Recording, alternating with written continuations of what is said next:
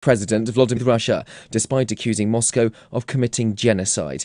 And a United Nations report warns it's now or never for the international community to act to avoid a climate disaster. From bureaus worldwide, this is FSN. A new trend in offices across the country. More and more people are switching to fetal position desks so that they can curl up in a ball on the floor while they work. Aaron Vaughn has a story. The human body isn't meant to sit at a desk for 6 or 7 hours. The natural position, especially in the workplace, is to shut down completely, return to a womb-like state, and rock back and forth to soothe yourself. Fetal position desks, which are even popping up in offices like Google and Facebook, come in a variety of shapes and sizes. Some have adjustable height, so you can cower underneath them, while more expensive options include a warm, pulsating blanket for workers to wrap themselves in to feel calm. But many people are making their own. I've rigged this up so I can type comfortably and my arms won't get tired. Plus, it's got speakers so I can listen to a comforting voice saying shh over and over again. I've tried a fetal position desk myself, and I can say it's a great way to get through the f***ing day. Thanks, Aaron. I hate my job. This is the Onion News Network.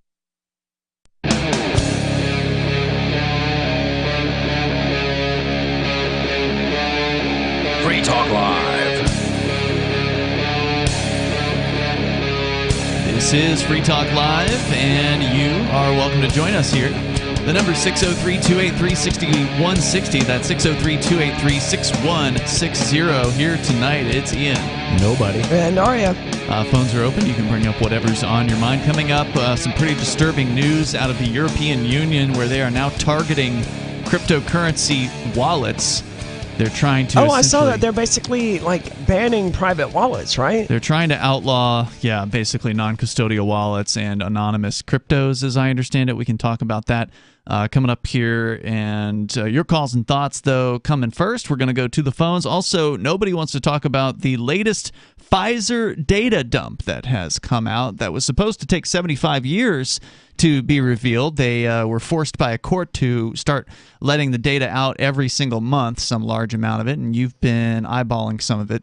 Nobody's. Well, I've seen reports of people who have been eyeballing it. I haven't looked at it directly. So we'll get into that as well. And apparently, Aria, you've got a story about fear-mongering regarding the bird flu now. Yeah, we're all going to die. The latest thing. But first, we knew that. We go to Sam. Yes, but the media didn't seem to get that memo. Oh, wow. So, we go to Sam in Ohio. Go ahead, Sam. So do you think after the Ukraine craziness, bird flu is going to be the next thing? Is that what you guys are thinking? Because I was almost thinking it was going to be environmental. Like, we had COVID, we had Ukraine. Seems like something's next. Honestly, I don't think they can do another pandemic right away. I think too many people have gotten hip to the lies from the last pandemic. They're going to have to come up with something newer.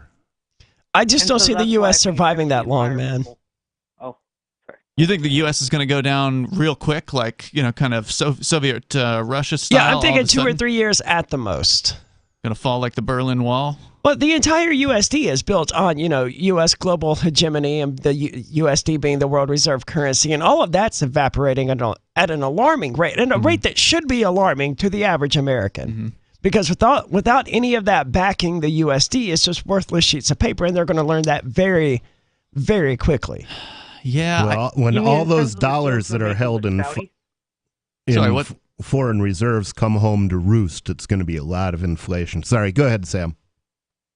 So, are you talking about the new deals that Saudi Arabia is inking with China in terms of the dollar hegemony?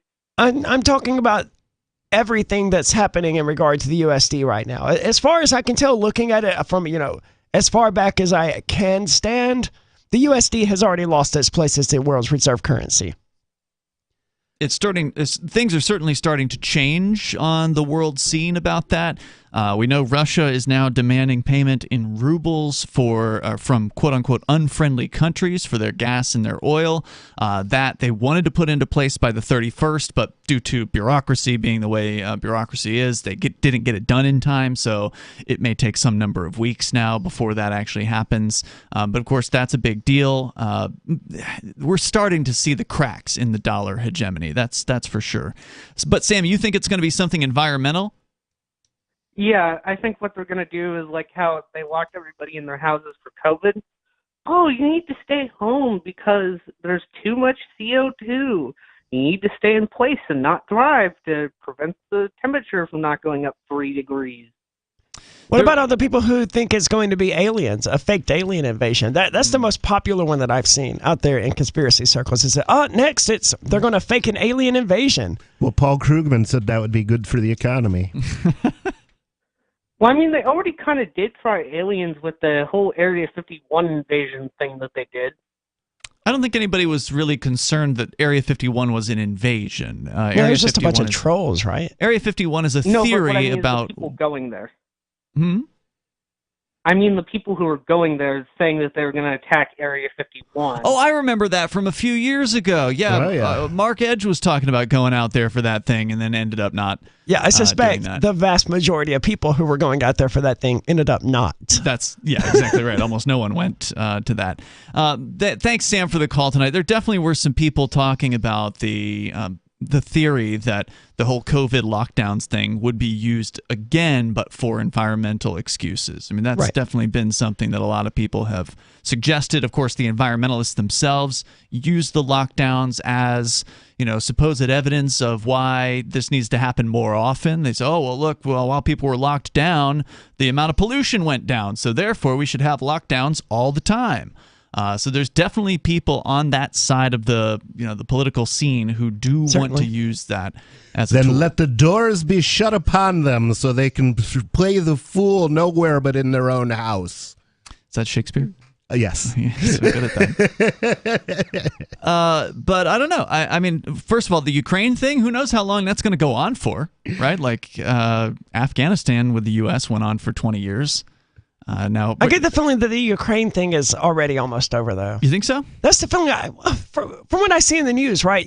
Russia is withdrawing and Ukraine is celebrating. And they're like, oh, my God, there's so many war crimes committed by the Russians, which, by the way, I lost the article about it, but apparently they found some swastika carved in a rape victim in Ukraine, and they're blaming the Russians for this. And that's insane to me because the Russians kind of have a little thing with Nazis where they're not a fan of them based on some stuff that happened in the 40s. They like their own brand of fascism much better. Yeah, well, they do. Well, so do Americans. But there's absolutely no circumstance that I can imagine where a Russian soldier is like carving a swastika into someone. Yeah. That's insane. Maybe as a false flag. Unless they thought they were a Nazi. You could carve a swastika into somebody because you were a Nazi, or what was that movie where the Jewish underground fighter was carving swastikas into the foreheads of Nazis? Ooh, I don't know. I can't remember what that was called. Well, it could have been somebody who was, like you said, false flag, somebody on the Russian side pretending to be like, the Ukrainians would do this, so therefore we're going to carve a swastika. And of course, that's what a lot of the back and forth is between Russia and Ukraine is it's a bunch of finger pointing saying, he did this. No, he did this. And that's the latest. Actually, I've got a story about that. Well, and probably they both did that because war crimes are part and parcel with war. And on both sides, absolutely. Yeah. It's very much like that super Spider-Man meme of all the Spider-Men just sitting there pointing at each other. Yeah, that's Ukraine. Bonnie, our producer, says you're thinking of the movie Inglourious Bastards. Yes, yes, that's exactly the movie I'm thinking of. Quentin Tarantino, I think. Yes. If I recall correctly. We have a producer now. Awesome. Yeah. But here's that's very productive. Here's another example of this. The news about some of the latest headlines coming out of Ukraine is this butchering of civilians allegedly by the Russian troops. They're being accused now of war crimes. And of course, a week ago, I thought that was just war. Isn't that what people do in war? They kill people? Yeah, it is what people do. Well, when you kill the civilians, it's supposed to be a crime. And war is a crime. And Moscow had claimed that they weren't there to kill civilians, that they were just there to, quote-unquote, denazify and demilitarize the Ukraine. But according to RT.com, the website that most of the Western world does not want you to read, they say that Moscow is going to convene an extraordinary meeting of the UN Security Council over an incident in the Ukrainian town of Bucha, B-U-C-H-A is how it's spelled. Russia's deputy permanent representative to the organization, Dmitry Polyansky, said on Sunday, Ukraine has accused Russia of massacring civilians in the town, while Moscow's dismissing the incident as having been staged by the Kiev forces. So who really killed the people of Bucha or Bucka? Or there may whatever? not even be anyone dead, right? They may be faking just some... It's all crisis actors. Get Alex Jones out there. We just don't know at this point. The Russians are blaming the Ukrainians are blaming the Russians, and we really don't have any way of knowing who's telling the truth. And does it even matter? Well, yeah. It does. Yeah, Why? It'd be nice to know who killed some innocent people. Well, if the Russians killed these particular innocent people, or the Ukrainians did, that doesn't mean that the other side is suddenly less guilty of killing other innocent people. True. No, it just means the side that did it is more guilty. There's more coming up here. You can share your thoughts. The number is 603-283-6160. You can bring up whatever's on your mind and your predictions about what sort of quote-unquote crisis will be coming next. Is it environmental? Is it another bird flu? Apparently there's bird flu in the news now, and Arya's going to tell us about it on the way.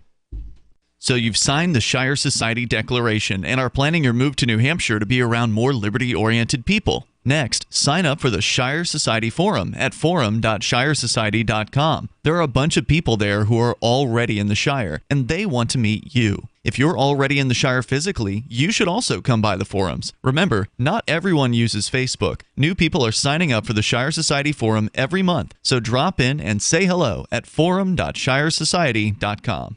When Monster Hunter International discovers one of Isaac Newton's wardstones being auctioned off, they decide to steal it and use it to destroy the Chaos God once and for all. But a mysterious thief upends their plan, and it soon becomes a race against time as something much older and infinitely more evil awakens in the jungles of South America. Monster Hunter Bloodlines by New York Times bestselling author Larry Correia and Baen Books. Visit monsterhunternation.com for more. The new 4th edition of Healing Our World, The Compassion of Libertarianism, will take your understanding of liberty to a deeper level and has over 1,300 updated references, new cartoons, and a foreword by Dr. Ron Paul. With discounts for multiple book purchases, the 4th edition of Healing Our World is a great gift for the liberals, pragmatists, environmentalists, and Christians in your life who think libertarianism is cold-hearted. Get yours today at healing.freetalklive.com and use promo code FTL for a $5 discount.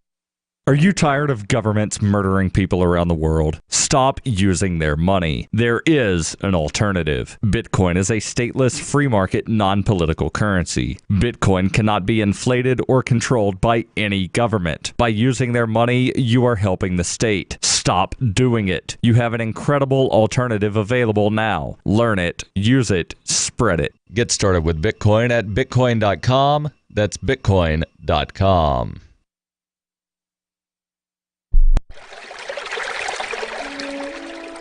Fact. The new NSA data center in Utah requires 1.7 million gallons of water every single day to operate. Billions of Fourth Amendment violations need massive computers and the water to cool them. That water is being supplied by the state of Utah. Fact. There's absolutely nothing in the Constitution which requires your state to help the feds violate your rights. Our message to Utah: turn it off.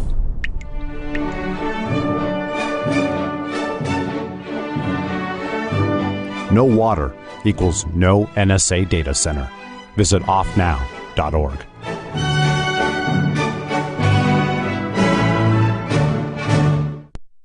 What if you want to hear the latest episode of Free Talk Live, but all you have is your phone, you forgot to download our archive, and you have no data connection? You can call our Listen line at 641-793-0191. That's a long-distance number, so you may incur charges. If not, listen as long as you want. 641-793-0191. The Free Talk Live Listen line, 641-793-0191. Are you tired of your taxes funding endless occupations around the world? Antiwar.com is run by people who understand that wars abroad become wars at home, wars on our freedoms. Antiwar.com is dedicated to bringing you the latest in news, views, interviews, and reviews from the top movers and shakers in the anti-occupation movement. Antiwar.com has it all, from thorough foreign policy analysis to interviews with whistleblowers who used to run the military-industrial complex. Anti-war, pro-free market. That's antiwar.com. You can help spread the ideas of liberty with our Patreon for just $5 per month at amps.freetalklive.com.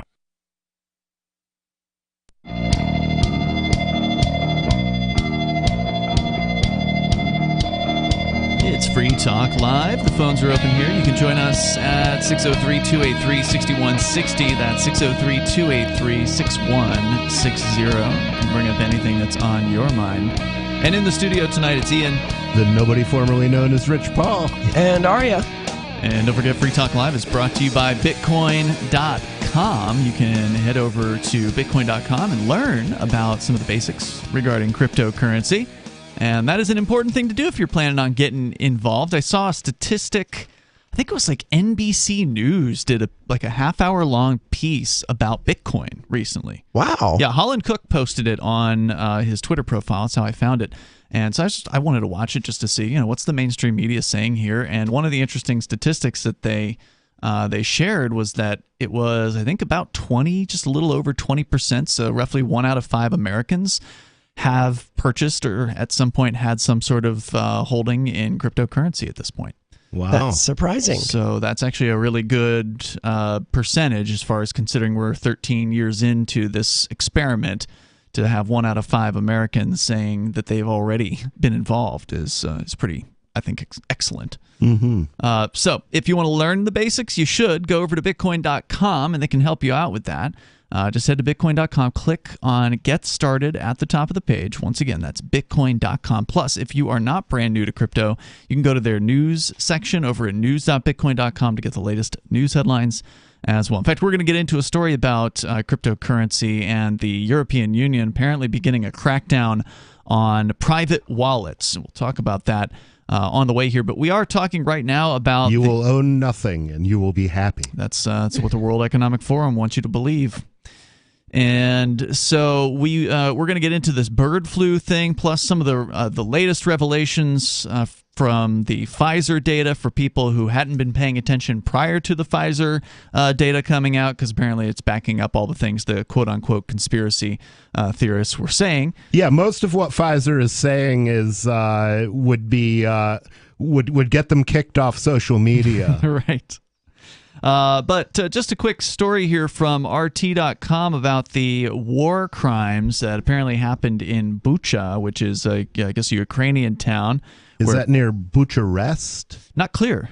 I actually don't know where it is, but apparently there were some civilians who were allegedly massacred in the town, and the Ukrainian goons are saying it was the Russian goons, and the Russian goons are saying it was the Ukrainian goons. And Russia is now demanding a meeting of the UN Security Council to be convened as of today. They say they will bring to light the presumptuous Ukrainian provocateurs and their Western patrons, said the Russian spokesperson.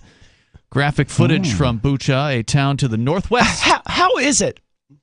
I really need to know. How is it that we finally live in a world where information can travel across the globe instantaneously, where people can record stuff live as it's happening, and yet we're still sitting here asking, which one of these people do we believe? There should be video evidence documenting that one of these sides is a liar. But here in the age of information, with everyone having a cell phone, we're still sitting here. What if they butchered everyone, though? I mean, I get your point, but what if they literally killed everyone? Surely somebody will put out a phone and live stream it. While you get butchered, then, you've got a live stream. Right. Yeah. This is really starting to bug me, because we would have had exactly this amount of information if this had occurred in 1932. Well, the problem is a lot of the internet infrastructure is controlled by governments and government beholden corporations, which all corporations are beholden to the government for their very existence. One or the other, government is the mother of all corporations. True. And and it's also the only corporation with a license to kill. But and a monopoly on violence. But if you look at the original design of the internet, okay, the internet was first designed in the 60s, and there was a big concern about nuclear war. And so one of the design considerations was that you had to be able to nuke any 6 American cities without taking the internet down. That was the original design of the internet, and you couldn't easily get on the internet in those days. The only way I could get on was to break into Unix boxes at the colleges, right? University of Michigan School of Engineering. It was like learjet.engine.umich.edu was the one I usually used. They were all named after planes. But then in the 90s, okay, either Bill Clinton or Al Gore said information superhighway, and those of us in the know said, oh, we've already got that. It's called the internet. You just can't legally use it. And they turned over at that point the backbone of the internet. They created a backbone for the internet, which was originally decentralized, where each business or university would have connections to like 4 or 5 other businesses and universities. And so if you took any one of those out, it didn't matter. The thing was a mesh. Okay. We talk about mesh networking now. Well, the internet was a mesh. What changed? What changed is when Al Gore said information superhighway and they started popularizing the internet and normal people started being able to use it, they turned the internet over to the major crony phone companies: Sprint, AT&T, MCI, and I actually worked for Sprint on an internet project back in the day. And they built a system where there are hubs scattered through the United States. Interestingly enough, there are 6 hubs. So if you nuked 6 American cities, which I think are this New is all York, great, but it doesn't explain why no one in Ukraine has video of these atrocities. What they did is they created a controllable system out of and on top of, I think, a mesh system. So the internet is no longer decentralized, and that means that internet contact can be stopped. If you cut off the major ISP in an area, most people won't have internet access. But this is why Elon Musk did all of that virtue signaling about setting up Starlink in Ukraine. Yeah, and it would be really interesting. But you're right. I cannot imagine that this was going on and nobody pulled out their phone, because at least in America, whenever something weird is going on, everybody pulls out their phone, and that's how we get the video of atrocities by police officers and we haven't heard kind of, of any internet outages. I mean, except for early on, there was apparently a limited one very, very early in the initial alleged bombings, and then there was actually a lady that called in that said that they had service restored the next day. So we certainly haven't, again, not that we're there, we don't know what things are really like on the ground. Maybe they did flip off the internet in this town before they went in and decided to just start massacring people. That is a very realistic possibility. Yeah, I'd certainly like to know. Something has to have happened in a technical sense. Either that or they're scrubbing the internet way more effectively than they used to. We're going to continue here. Your calls and thoughts are welcome. Or it didn't really happen and there was nobody there to live stream. There's that too. It's Free Talk Live. Free Talk Live's video archives have been on LBRY for years. LBRY is an uncensorable, decentralized, blockchain-based media sharing protocol, and we're big fans of it here on Free Talk Live. In 2020, LBRY launched Odyssey, a video sharing website to compete with YouTube, and it's really taking off. Now with over 1 million channels, many of whom are disaffected YouTube creators. During YouTube's crackdown for not towing the government line on COVID, the Free Talk Live YouTube channel started receiving strikes and could be completely taken down at any moment. Thankfully, Odyssey started offering live streaming, so we're now streaming live every night and posting our video archives permanently to Odyssey. You can watch live or anytime on our Odyssey channel by visiting video.freetalklive.com. If you want to go all in, download the desktop app at lbry.com, and then every video archive you watch, you'll help seed and keep it online forever. At minimum, we ask you visit video.freetalklive.com and follow us on Odyssey today. video.freetalklive.com. From Feature Story News in Washington, D.C., I'm Benji Haya. President Biden is calling for Vladimir Putin to face a war crimes trial after more revelations of atrocities committed by Russian soldiers in Ukraine. The U.S. president says he's planning to unveil more sanctions against Russia in the days ahead.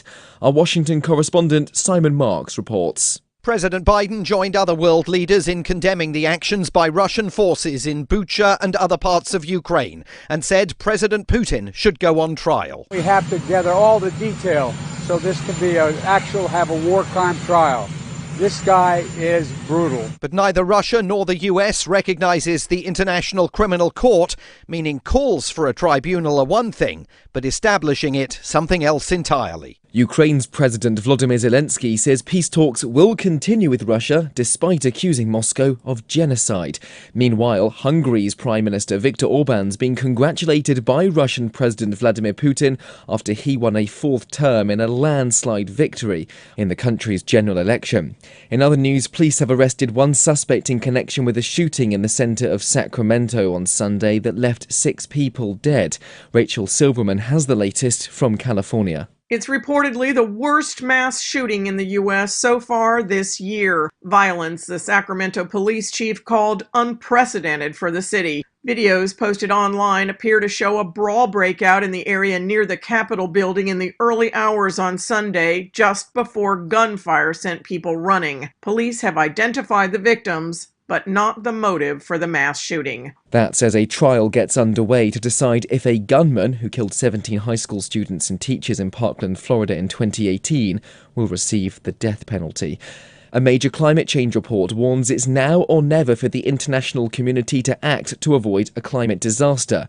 United Nations scientists warn that without drastic action, goals to limit global warming to 1.5 degrees Celsius could be unobtainable by the end of the decade. William Denzelo has more from the UN headquarters in New York. Reacting to this new report, the UN Secretary-General Antonio Guterres said the world is on a fast track to a climate disaster. The Intergovernmental Panel on Climate Change report warns that targets to limit global warming will be impossible to reach unless the world pivots away from fossil fuels much quicker than it currently is. The report signed off by 195 nations and says that countries must collectively cut emissions by 43% by 2030 to hold global warming to 1.5 degrees Celsius. And Elon Musk is now Twitter's largest shareholder after the Tesla CEO snapped up a 9.2% stake in the social media platform. Musk's 73 million shares are valued at almost $3 billion. From bureaus worldwide, this is FSN. Yep, we still do email. Drop your email address in the entry box at freetalklive.com, and you'll be kept in the loop with Free Talk Live.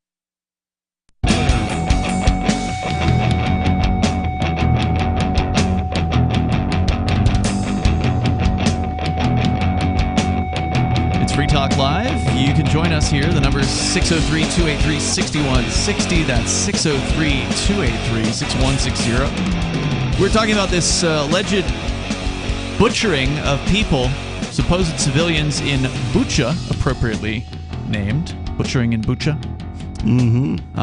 Where there were allegedly graphic footage came out over, I guess, the weekend in a town northwest of Kyiv, showing multiple bodies clad in civilian clothing scattered around.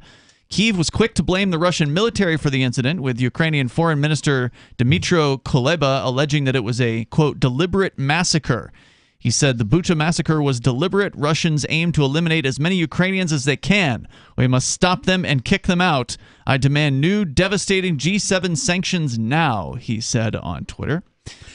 It's interesting that what the Ukrainian guy is saying is, I want sanctions. Mm-hmm.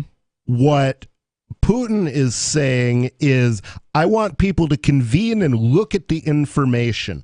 Now, that to me bolsters Putin's credibility and damages Zelensky. Of course, most people will never hear what Putin said. Then that to me damages the credibility of the United States and the rest of the world governments. Yep, I tend to agree. And of course, the Western politicians naturally were quick to back Kyiv's claims, with NATO chief Jens Stoltenberg branding the incident, quote, a brutality against civilians we haven't seen in Europe for decades. He said it's horrific and it's absolutely unacceptable that civilians are targeted and killed, and it just underlines the importance of this war must end, and that it is Putin's responsibility to stop the war. Who was it that said this? This is the head of NATO. Okay, so the same organization that killed all of those journalists that got Julian Assange famous for, right? What was that? Operation Collateral Damage. That was the Collateral Damage United video. States, not NATO. Well, they're one of the same, right? The U.S. is involved. The U.S. is probably the. I would say that they are a leading participant in NATO, but the Iraq War was more specific. NATO didn't technically go because NATO is the North Atlantic Treaty Organization, and their mandate is basically only in Europe. Although they have bombed Africa, I think there have been NATO operations in Africa, so I may be wrong there. So I'm willing to bet that this NATO leader, though, he's American. With a name like Jens, Jens, I don't think so. Stoltenberg doesn't sound like an American to me. It sounds kind of Scandinavian to me, or German. But either way, we are still dealing with politicians, and they are not honest people. Of course, again, not to believe necessarily the Russians, but I think you make a great point here, Nobody, is that the Russians are saying, all right, let's look at this. Moscow has rejected any involvement, accusing Kyiv of staging the whole affair to frame Russian troops. The country's defense ministry said Russian troops pulled out of the town on March 30th, with the local mayor confirming this in a video address a day later, without mentioning, quote, any local residents laying shot in the streets, unquote. Which is the sort of thing one mentions. The purported, quote, evidence of the incident emerged 4 days after the withdrawal, when Ukrainian intelligence and, quote, representatives of Ukrainian television arrived in town.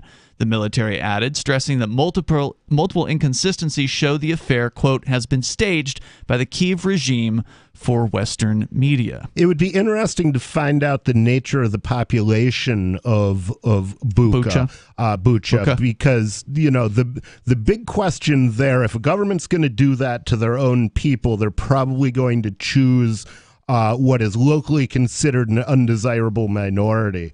So it would be really interesting to find out if there is anything notable about the population of that particular place. Well, it sounds to me like it was just staged entirely. Like there was no massacre. They just brought in a bunch of, fake corpses or corpses that they shipped in from somewhere else, and they just threw those out in the streets and got the media to film it. Well, that would be easily unraveled, because all you would have to do is find out who was living there and then locate those people if they're still alive. Yeah, but the West isn't going to do that.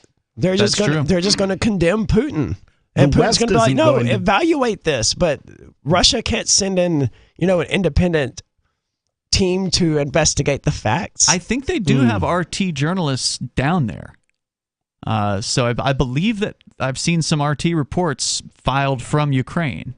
So they can, I believe, send their reporters in there. They're obviously at high risk of something happening. I mean, they can send it, but they can't send in like a UN investigation team, in theory. Well, that's why they want the UN, isn't it? Yeah, that's normally what one would do in one of these situations, but the West is never going to allow it because they're just ready to condemn The West doesn't always have the ability to stop the UN from doing things, although they do have they do have a veto over the UN Security Council.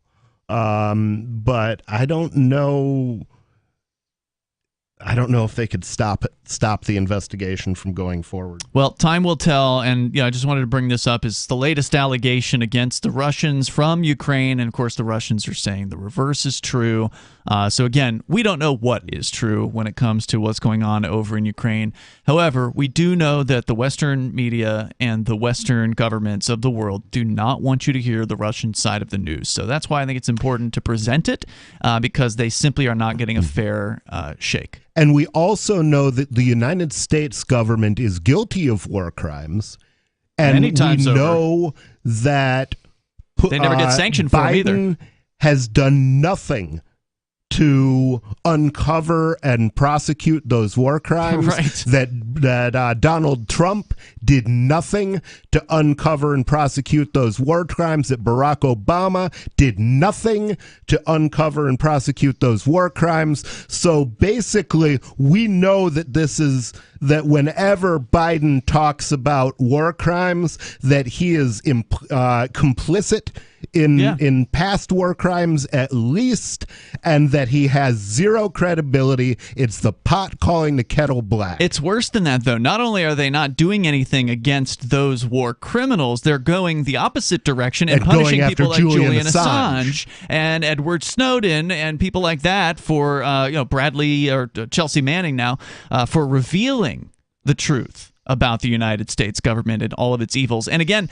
people around the rest of the world have not sanctioned the United States over its invasion of Afghanistan or Iraq. And they should. I mean, as an American, I say sanction sanction our government. Weaken them, please, in any way that you can. But it doesn't weaken them. As we've seen, sanctions only affect the people for the most part. I don't know that that's necessarily the case. I mean, happy people don't generally revolt. That's Unhappy people revolt.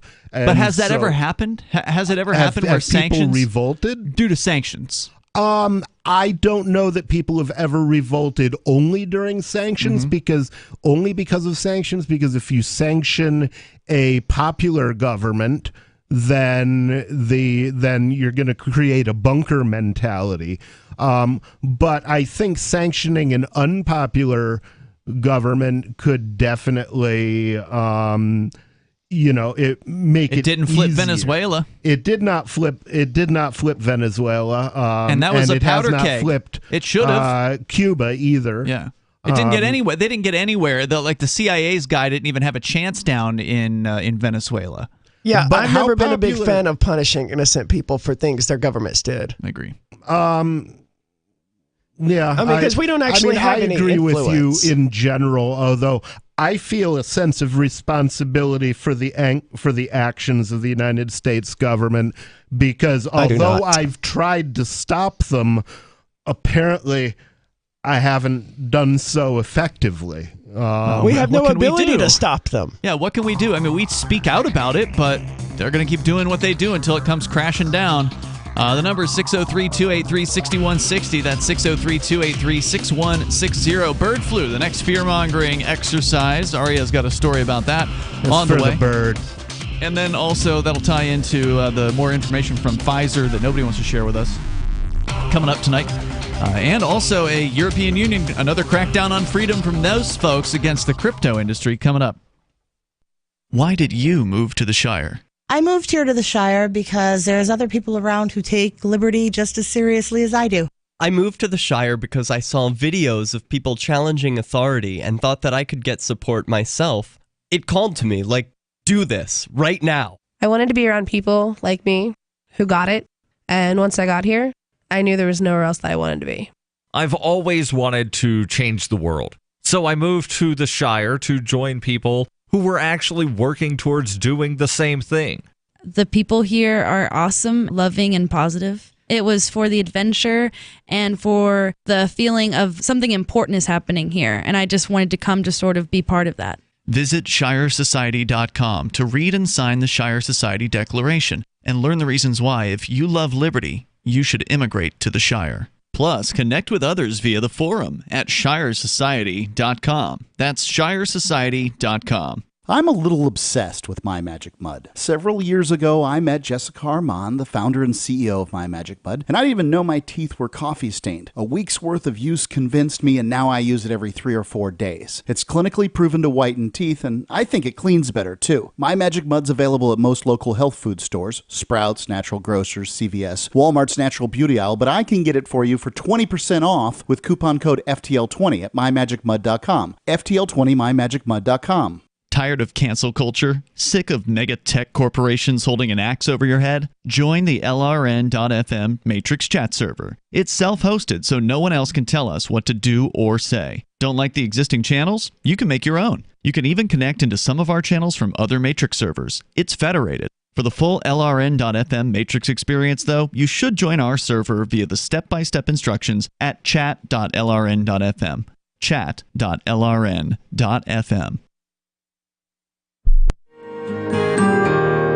So the protection of life, liberty, and property is what the Free State Project is all about. But it's an effort to move 20,000 people who understand. It's about demonstrating to the entire country that, yeah, we can have a free market, a truly free market. Making it just a freer, great place to live.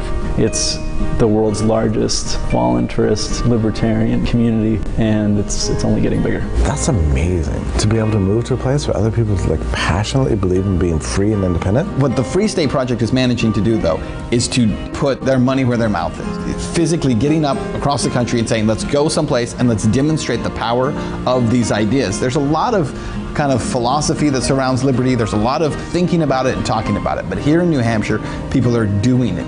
101 Reasons Liberty Lives in New Hampshire, a documentary by Free State Project Early Movers. Watch it free at 101reasonsfilm.com. 101reasonsfilm.com. If you want to know the latest about Free Talk Live before we go on the air, all you need to decide is how you want it delivered. It's your choice. Visit news.freetalklive.com to receive our usually weekly news updates by email. Plus, we have a Twitter account at twitter.freetalklive.com, and you can follow us on the decentralized Mastodon platform at toot.freetalklive.com. So please follow us at toot.freetalklive.com and sign up for our emails at news.freetalklive.com. There are basically 2 types of advertising, direct response and branding. Radio's great for direct response with its low cost to listener ratio, but audio can't be beat for branding, which is a longer-term endeavor. You want to be the first thing that someone thinks of when they think about your product or service. If you have a local business that you want kept top of mind in your community, call the station. If you need national reach, Free Talk Live's got around 200 radio stations, millions of monthly listening sessions, can suit all budgets, and if we don't think we're right for you, we'll tell you. Email me, mark@freetalklive.com. Got Telegram? You can follow our channel there and discuss show prep with other listeners at telegram.freetalklive.com.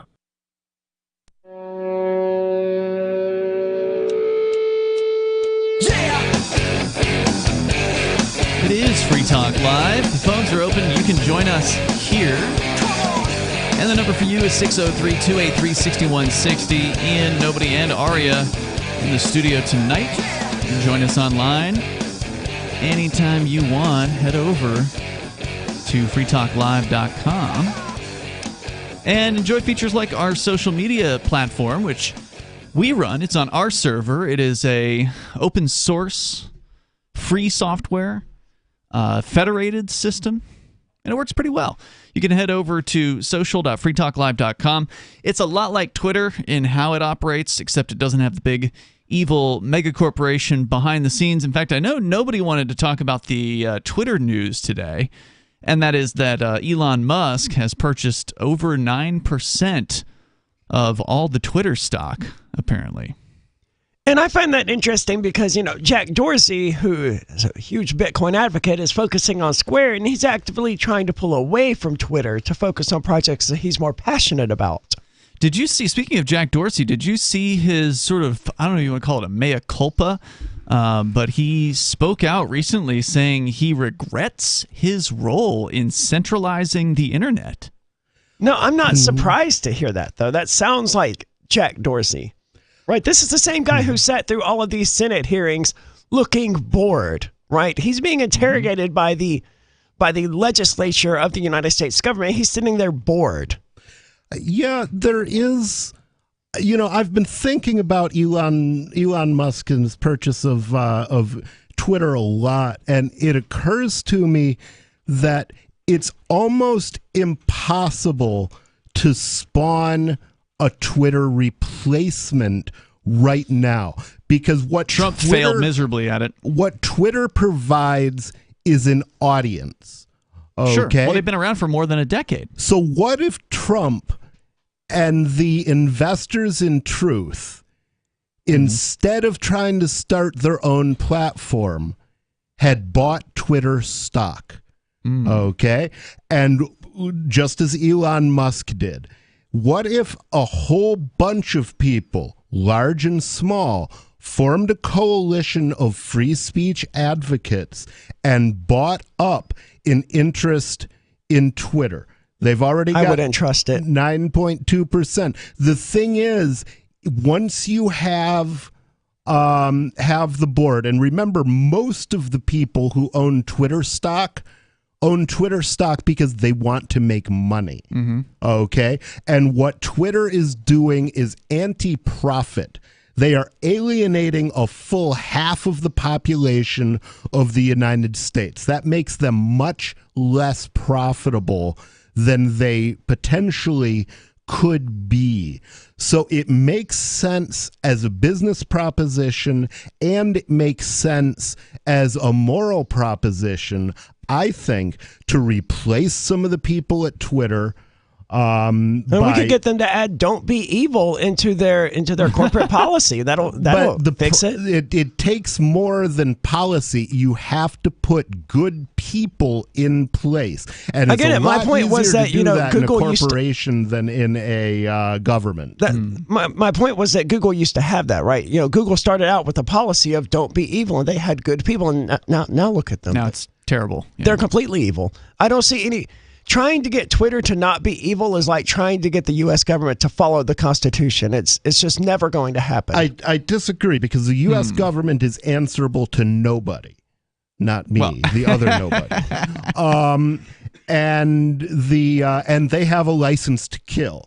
Twitter doesn't have a license to kill. Twitter doesn't have the ability to rig elections, okay? Shareholder regulations are not secret They kicked off Donald Trump. ballot. That's pretty close to having the ability to rig an election. They have the ability to rig U.S. elections, but they don't have the ability to rig their shareholder votes, because shareholder votes are not done by secret ballot. You know exactly, it's published, who voted and how they voted, and if people's votes are recorded in some way other than the vote they cast, they can stand up and say, no, I didn't vote that way. That's why secret ballot is a terrible idea. How much does anyone know how much Musk had to actually spend to buy 9% of Twitter stocks? Well, the easy you'd have to look up the market cap, although the price of Twitter stock has risen since it's gone up about 25%. Yeah, so basically what you'd want to do is look at the market cap of Twitter. Apparently 40 billion. Okay, 40 billion. Reduce that by 20%. I got 73.5 million shares. Okay, worth about $3 billion is what I've got. That was what he paid in? Yes. Okay. About $3 billion.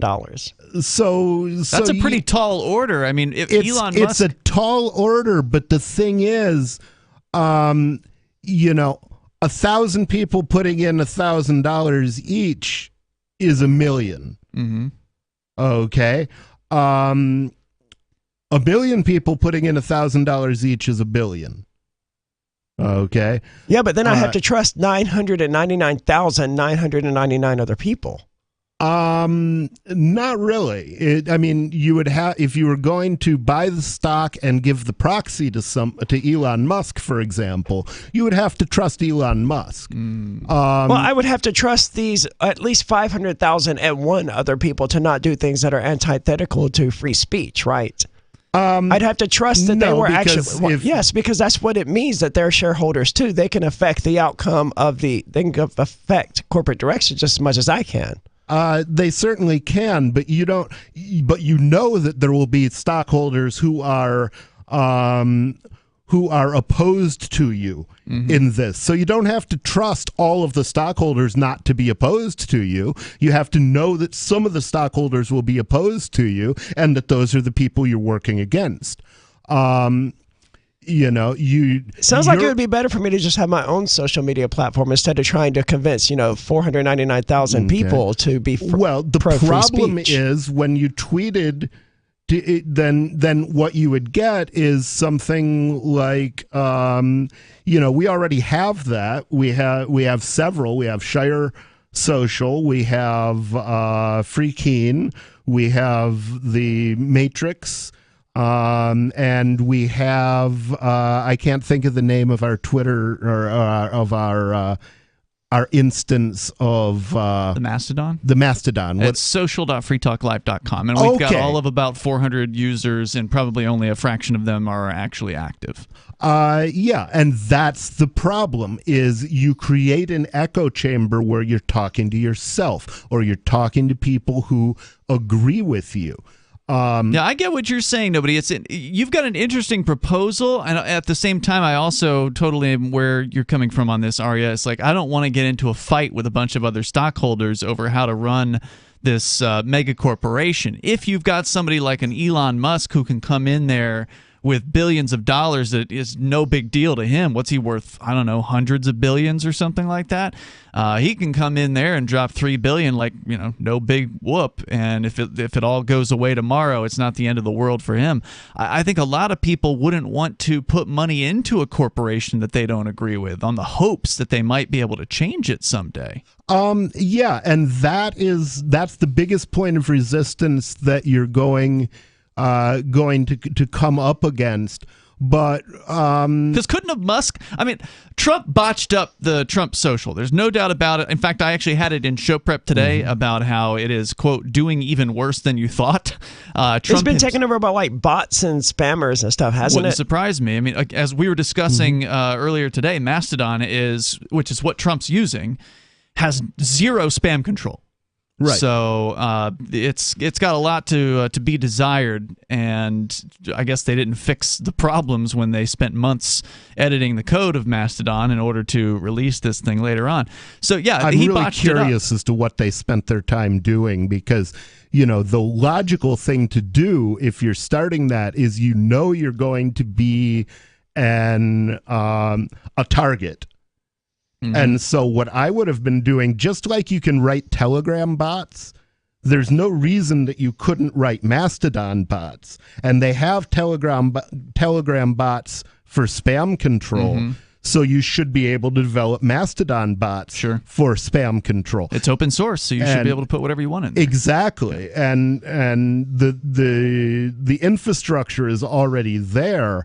At worst, you'd have to add the ability...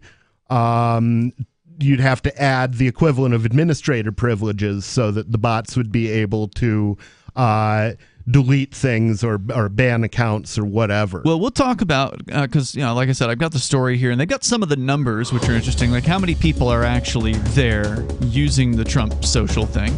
After roughly a month and a week of it having been around. He didn't even post to it for the first month, is my understanding. He posted once on the first day, and I believe since then has not posted at all. What the hell is he thinking? I don't know. The number is 603-283-6160. That's 603-283-6160. We got more coming up. Hour 2 is on the way. It's Free Talk Live. There are lots of ways to listen to Free Talk Live. Our podcast has been around since podcasts began, and now the FTL feed is loaded with content besides our full show archives. Did you know that we make it easy for you to customize your podcast subscriptions? We have different feeds, one that includes only our full shows, one with just the Daily Digest, and our main feed that includes everything. You decide what you listen to. It's quick and easy to customize your feeds at feeds.freetalklive.com. That's feeds.freetalklive.com. Do you feel like your nation, state, or community no longer holds your values? Have you dreamt of a place where people agree that liberty is important and are free to pursue their projects so long as they respect the property of others? There are many people just like you that are discovering freeprivatecities.com. Their social media links are at the upper right of the page at freeprivatecities.com. All skill levels will be needed when the first of the Free Private Cities opens. It's sooner than you think. Stop arguing and build. freeprivatecities.com. Looking for a great real estate investment? Consider New Hampshire, which is ground zero for the Liberty Movement. Your first call should be to Mark Worden from Porcupine Real Estate. He's more than just a real estate agent. He's your New Hampshire concierge. Where are the best places to live? Do you want farm, city, the burbs, or forest? Do you want a duplex or multifamily building so that renters pay your mortgage? There are homes in all price ranges in New Hampshire, and Mark can help with financing too. Invest in liberty and property. Mark Worden can help. PorcupineRealEstate.com. What if you want to hear the latest episode of Free Talk Live, but all you have is your phone, you forgot to download our archive, and you have no data connection? You can call our Listen line at 641-793-0191. That's a long-distance number, so you may incur charges. If not, listen as long as you want. 641-793-0191. The Free Talk Live Listen line, 641-793-0191. You're listening to the live edition of Free Talk Live. Hour number 2 is next, after the news, here on the Liberty Radio Network at LRN.FM. From Feature Story News in Washington, D.C., I'm Benji Haya.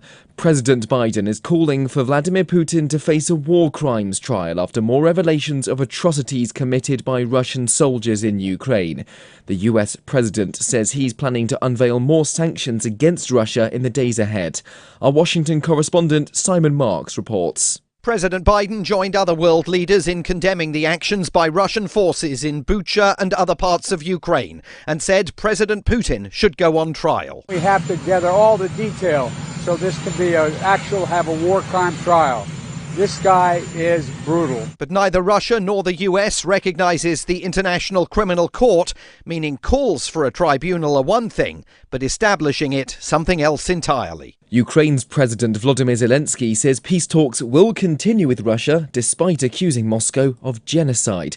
Meanwhile, Hungary's Prime Minister Viktor Orban's been congratulated by Russian President Vladimir Putin after he won a fourth term in a landslide victory in the country's general election. In other news, police have arrested one suspect in connection with a shooting in the centre of Sacramento on Sunday that left 6 people dead.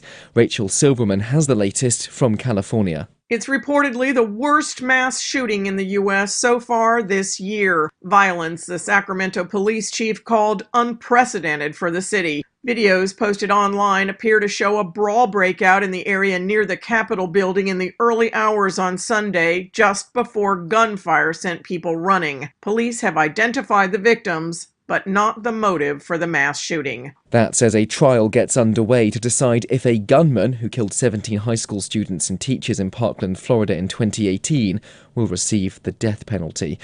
A major climate change report warns it's now or never for the international community to act to avoid a climate disaster. United Nations scientists warn that without drastic action, goals to limit global warming to 1.5 degrees Celsius could be unobtainable by the end of the decade. William Denzelo has more from the UN headquarters in New York. Reacting to this new report, the UN Secretary-General Antonio Guterres said the world is on a fast track to a climate disaster. The Intergovernmental Panel on Climate Change report warns that targets to limit global warming will be impossible to reach unless the world pivots away from fossil fuels much quicker than it currently is. The report signed off by 195 nations and says that countries must collectively cut emissions by 43% by 2030 to hold global warming to 1.5 degrees Celsius. And Elon Musk is now Twitter's largest shareholder after the Tesla CEO snapped up a 9.2% stake in the social media platform. Musk's 73 million shares are valued at almost $3 billion. From bureaus worldwide, this is FSN. With FSN Spotlight, I'm Simon Marks. Today, a look at Russia's invasion of Ukraine from the vantage point of the Baltic. After a weekend in which the EU, for the first time, decided to supply lethal weaponry to a country under attack, Germany committed to spending more than 2% of its GDP on defence, and Britain said it would support any private citizens who wanted to go to Ukraine and fight on Kiev's side, there are growing signs that Vladimir Putin has succeeded only in uniting the West. Riho Terras is the former chief of the defence staff in Estonia. He says NATO may enlarge even further as a direct consequence of Vladimir Putin's aggression. I don't think he believes that West has shown the strength in the first hours of the combat. But today, even Germany has agreed on the weapon deliveries to the region. I think the best person to unify NATO and the Western world has been Putin himself by really pushing. And Sweden and Finland, there is a slight discussion, but they were really not applying for NATO. But I guess today the governments are really thinking that they should. Less than a week after it began, it is already evident that Russia's murderous onslaught against Ukraine is changing the world order in ways that 7 days ago were unthinkable. With FSN Spotlight, I'm Simon Marks. Our top stories again. US President Joe Biden is calling for Vladimir Putin to face a war crimes trial after more revelations of atrocities committed by Russian soldiers in Ukraine. But Ukraine's President Volodymyr Zelensky says peace talks will continue with Russia, despite accusing Moscow of committing genocide. And a United Nations report warns it's now or never for the international community to act to avoid a climate disaster. From bureaus worldwide, this is FSN.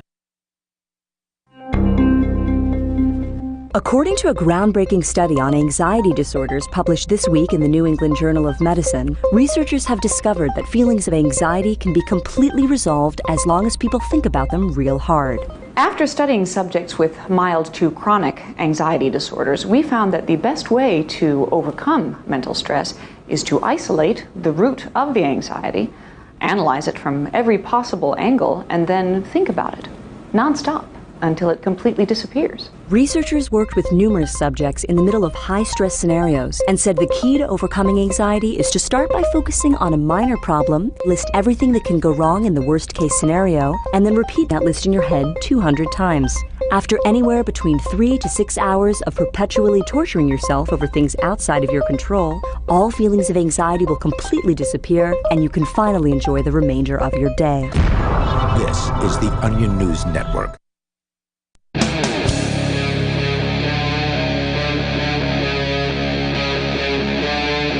Free Talk Live. It's Free Talk Live. We're kicking off the second hour of the program. Coming up, there's more fear being spread around about a bird flu. Arya's got that story. Yeah, I don't know how much fear-mongering is actually doing. It's more like another one of these massacres, one of these holocausts in the animal kingdom that we've been seeing over and over throughout the last few years that just tend to sort of get ignored. But obviously the reason they're doing it is because they're terrified of bird flu, avian flu, whatever they're calling it these days. We can talk about that on the way here, plus more on the discussion about Twitter. Elon Musk buying in at over 9% ownership of the publicly owned media corporation or a social media corporation. We'll talk about, what is he up to? What's the strategy, or what could be the strategy here? And nobody is alleging that people should consider forming some sort of a group to try to take control of Twitter. And that doesn't constitute an allegation. It's a suggestion. We'll talk about that. Is it a good idea? But first, let's go to your phone calls and thoughts. Dan is in Nebraska. You're on Free Talk Live. Hello, Dan. Thanks, you guys. So I was listening to your guys' segment from mostly before the last one about Ukraine and Russia, and I did find some of your takes a little problematic. Okay, why is that? So that's an interesting word. What do you mean? Just go ahead. Okay.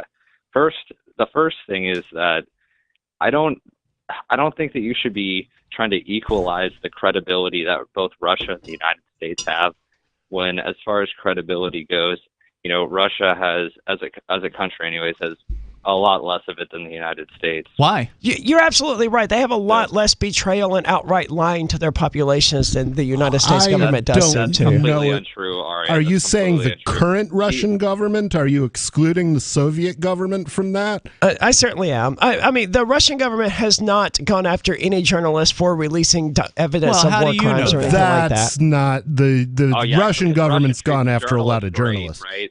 Yeah. And we can't just allege that. Give me an example. Right. The because Russians I can give you an did shut example. down the liberal radio station and the liberal TV station, but they didn't. Apparently, they didn't arrest anyone them over it. But look, we don't live there, Arya. I don't think you should be able to just claim across the board that you know. I mean, look at their treatment No. of Pussy Riot at their That's treatment. true. They lock them in prison. I understand where the two of you are coming from, Yeah. and you're right. And under normal circumstances, I wouldn't say that the Russian government was more credible. However, the caller here is saying that the United States government is clearly more credible, and he has no evidence either. Well, yeah, that's a ridiculous claim. I mean, they're both governments. They're both I'm just liars. countering his The claim. United States has an incredible You government. guys are trying to say that it's all a wash, and it's not just a wash. Okay, one of these governments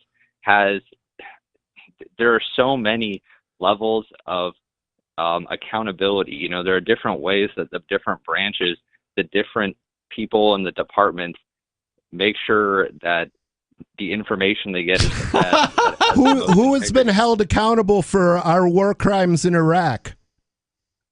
Which one? Oh, okay. Yes, First that's off, a good one of my place other to points- start. no, Which one? No. I'm sorry. You guys, when you say war crimes, you're not. I don't think in many of these cases that you're actually talking about war crimes as most people would. How about the describe it. murders of journalists as exposed by Julian Assange? For you to call Biden a war criminal is obviously not taking the term war criminal very seriously. You're He's not talking about complicit in actually war what crimes war because crimes, he's. What? Go ahead. He's complicit in war crimes because he has an absolute responsibility to prosecute the war crimes that took place under earlier administrations. And instead of doing that, he is participating in a cover-up by continuing to demand the extradition of Julian Assange instead of looking into the war crimes that were exposed by Julian Assange and prosecuting the perpetrators. I understand you're passionate instead about of this, the but whistleblowers. Assange aside, the president has no jurisdiction to investigate anything. That would be on Congress, not the president. He has. Oh no, there's a whole investigate. He's got the Department of Justice. He runs the executive branch. That makes him commander-in-chief of the military. Which there are military investigative units that should be investigating Absolutely. U.S. war crimes. He runs the district attorneys. Okay, the Department of Justice could look into this. They're too busy with Crypto 6, though, so they don't have time. They're busy prosecuting us when there are war criminals that we know about that haven't been touched. Yeah, and you're just blowing it off, Dan, like it's no big deal. How about which government? I'm trying to remember. Which government lied about weapons of mass destruction in Iraq? Oh, yeah. They didn't. They were not lying about it. They were just wrong. But being what makes you think they were telling the truth? It's not the same thing as lying. Did you just graduate from like a high school history class? I mean, because you're just the level of ignorance that you're portraying here is just shocking to me. No, you guys are making the words like war crimes do a lot of work here, and what you're doing is. Does the murder murder of civilians constitute a war crime? To be honest, I don't know necessarily how the yes, murder it of does. civilians would be How about the codified. murder of journalists? It sounds like it would be a war crime. It does sound like that. Well, that's exactly what Julian Assange uncovered. War crimes. And until Biden takes some responsibility and some action against U.S. war crimes, I am not going to take him seriously talking about anybody's war crimes. How about Abu Ghraib?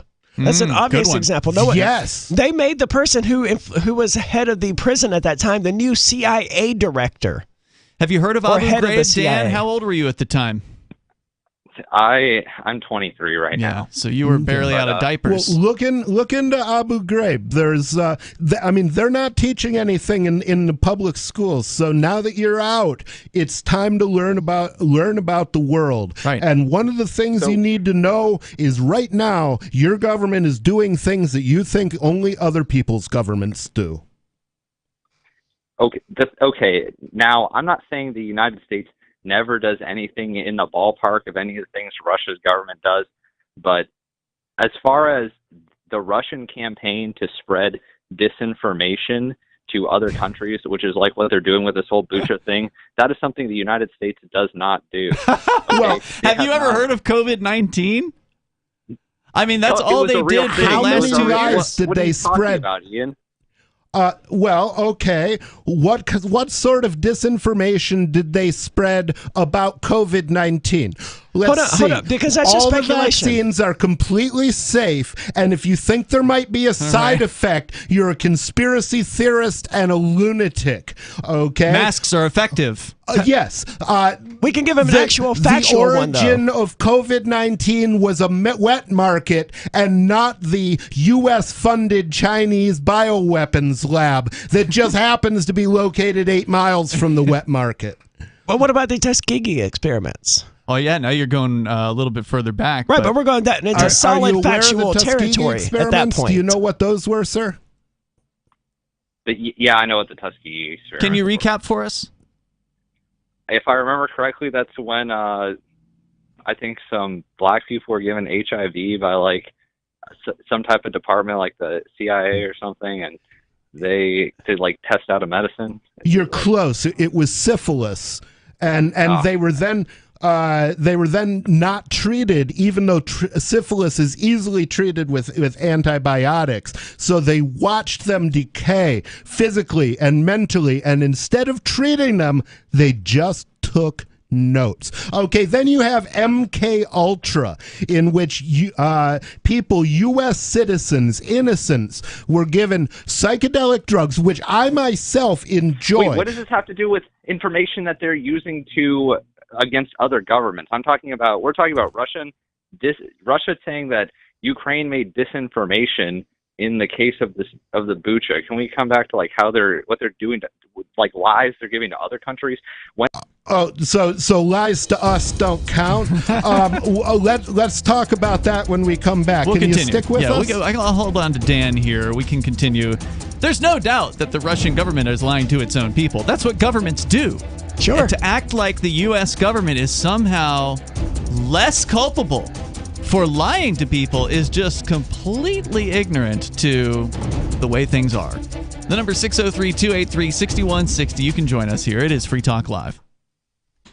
So you've signed the Shire Society Declaration and are planning your move to New Hampshire to be around more liberty-oriented people. Next, sign up for the Shire Society Forum at forum.shiresociety.com. There are a bunch of people there who are already in the Shire, and they want to meet you. If you're already in the Shire physically, you should also come by the forums. Remember, not everyone uses Facebook. New people are signing up for the Shire Society Forum every month, so drop in and say hello at forum.shiresociety.com. After a devastating war, the alien visitors were driven back, and their willing human collaborators were left behind to face the music. When Emma Jean Anderson's ex-lover brings her from prison, Nathan Foster and his 14-year-old nephew Ben are tasked with bringing the pair to justice. An easy enough job until they discover something is inside Emma Jean, and the fate of the planet hangs in the balance. The Family Business by Mike Coopery from BaneBooks.com. The new 4th edition of Healing Our World, The Compassion of Libertarianism, will take your understanding of liberty to a deeper level and has over 1,300 updated references, new cartoons, and a foreword by Dr. Ron Paul. With discounts for multiple book purchases, the 4th edition of Healing Our World is a great gift for the liberals, pragmatists, environmentalists, and Christians in your life who think libertarianism is cold-hearted. Get yours today at healing.freetalklive.com and use promo code FTL for a $5 discount. Are you tired of governments around the world killing innocent people? Stop using their money. There is an alternative. Bitcoin is a stateless, free market, non-political currency. Bitcoin is money that cannot be inflated or controlled by any state. By continuing to use their money, you're perpetuating the killing. Stop doing it. You have an incredible alternative available to you now. Learn it, use it, spread it. Get started with Bitcoin at Bitcoin.com. It's Bitcoin.com. If you're looking for work, you know what I mean by elevator speech. It's the short version, saying just enough to make the listener want to listen more. Even if you're not a job seeker, effective communication skills have never been more important, with money and attention so scarce now. So to cut through the clutter, choose every single word as though it was the last word the person you're speaking to will hear. Otherwise, it might be. Instead of saying, due to the fact that, Say because. And avoid mispronunciations. Say jewelry, not jewelry, which could offend. Undoubtedly, you don't want to say undoubtedly. And whatever you do, never use a preposition to end a sentence with. Just kidding. For more tips, hit survivalspeech.com. I'm Holland Cook. Tired of cancel culture? Sick of mega tech corporations holding an axe over your head? Join the LRN.FM Matrix chat server. It's self-hosted, so no one else can tell us what to do or say. Don't like the existing channels? You can make your own. You can even connect into some of our channels from other Matrix servers. It's federated.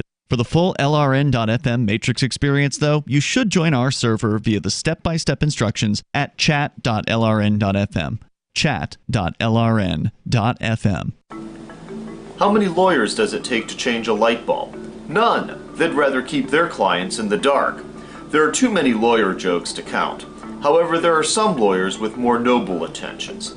At the Institute for Justice, we bring the light to our clients. We are a non-profit public interest law firm with clear values and principles. At IJ, we fight for those whose most basic rights are denied by the government. Visit our website today at ij.org. Our Matrix server is about as free as internet chat can be. Join the existing rooms or create your own at chat.freetalklive.com.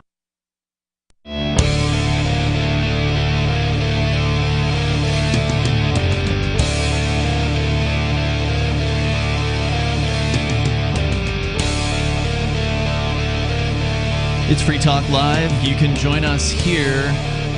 Bring up whatever's on your mind at 603-283-6160. That's 603-283-6160. See nobody and Aria in the studio here tonight. Don't forget you can join us online anytime you want. And you can help support the show over at amps.freetalklive.com like Dale has done. Dale is a gold level supporter of the Amps Patreon. Gold meaning that she's doing at least $10 per month to help us advertise, market, promote, and support Free Talk Live. Help us get the ideas of liberty on more great radio stations around the country. We've got over 190 stations that air the show at various times throughout any given week. We can hit more than that. We can do 250 or 300. It is possible, but it does take time. It does take effort, and it takes a little bit of money, too. So we appreciate Dale and the rest of the Free Talk Live amps over at amps.freetalklive.com. That's amps.freetalklive.com. We go back to Dan in Nebraska. Dan, you're back on Free Talk Live, and nobody you asked to hang on to Dan here. Well, guys, specifically to other countries, and I guess we should recap a little bit. Yeah. We've been, the allegation has been made, or the statement has been made, that the United States has less of a tendency to lie to other countries than the Soviets, or I'm sorry, the Russians.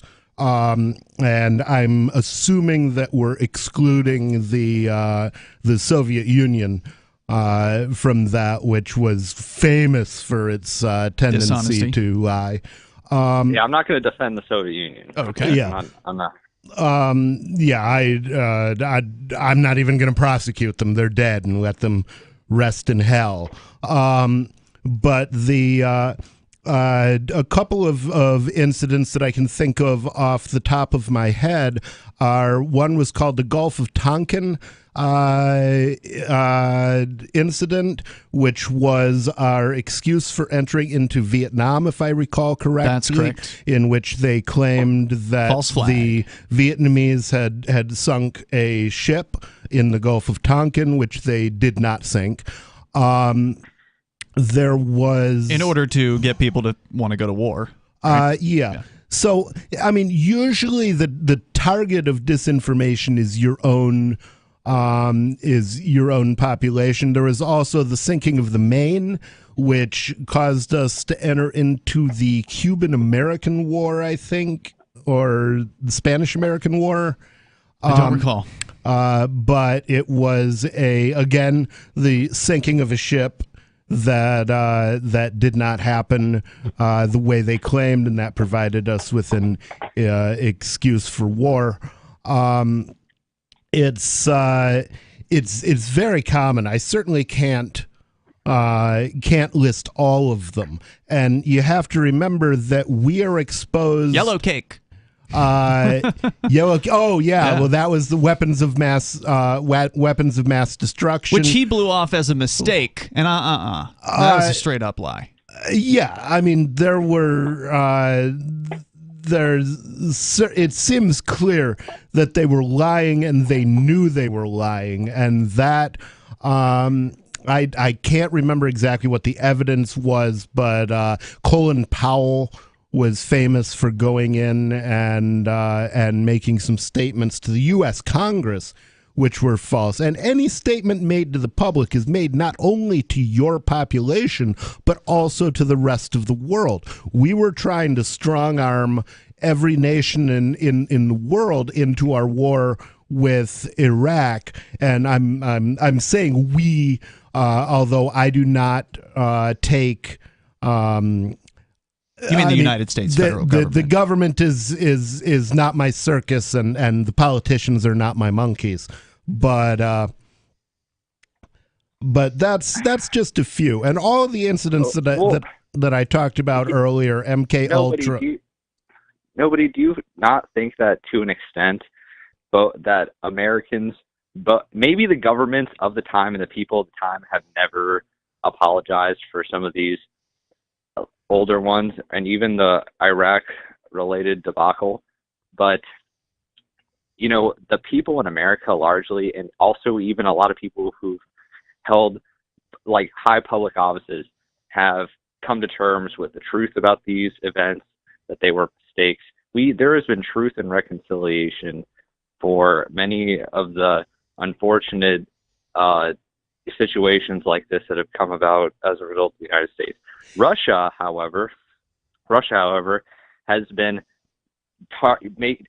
doing targeted disinformation attacks, trying to influence the elections in other countries, including the United States. Oh, the United States would never influence another country's elections. You do realize that a lot of Russiagate was actually a Hillary Clinton disinformation campaign. That's a conspiracy theory, dude. Actually, she's got a lawyer indicted right now for lying to the FBI, claiming that he was not representing any client when he delivered the Steele dossier to them, when actually he was billing Hillary Clinton for that time. So what you think is a conspiracy theory, those are the lies that we haven't proven yet. The government doesn't admit to the lies that it tells until it thinks that the American people will be ready to reconcile themselves to it. Or until it thinks the American people will go, oh, well, that was a long time ago. They just made some mistakes back then. Well, I want to focus on a different aspect of this, Dan. All right, let's accept your premise that Russia's way worse than the United States. Okay. Now what? Okay, so are you talking about in the grand scheme of the whole Ukraine scenario, or are we talking about how our response to the Busha thing should be? Well, I don't know. You were the one calling in about this, making claims that Russia was so much worse, and then we gave all kinds of examples of the horrors of the United States government. Well, I'm not here to make a really specific type of prescription for action from the government. What I'm saying though is that your guys' claims that this is probably fake, that Russia's claims that it's probably fake, are just as good as the claims of global journalists and Western fact checkers who have looked into these matters. That's, I guess, where the problem is really for me. When you say this happened today, what Western fact checkers are you talking about?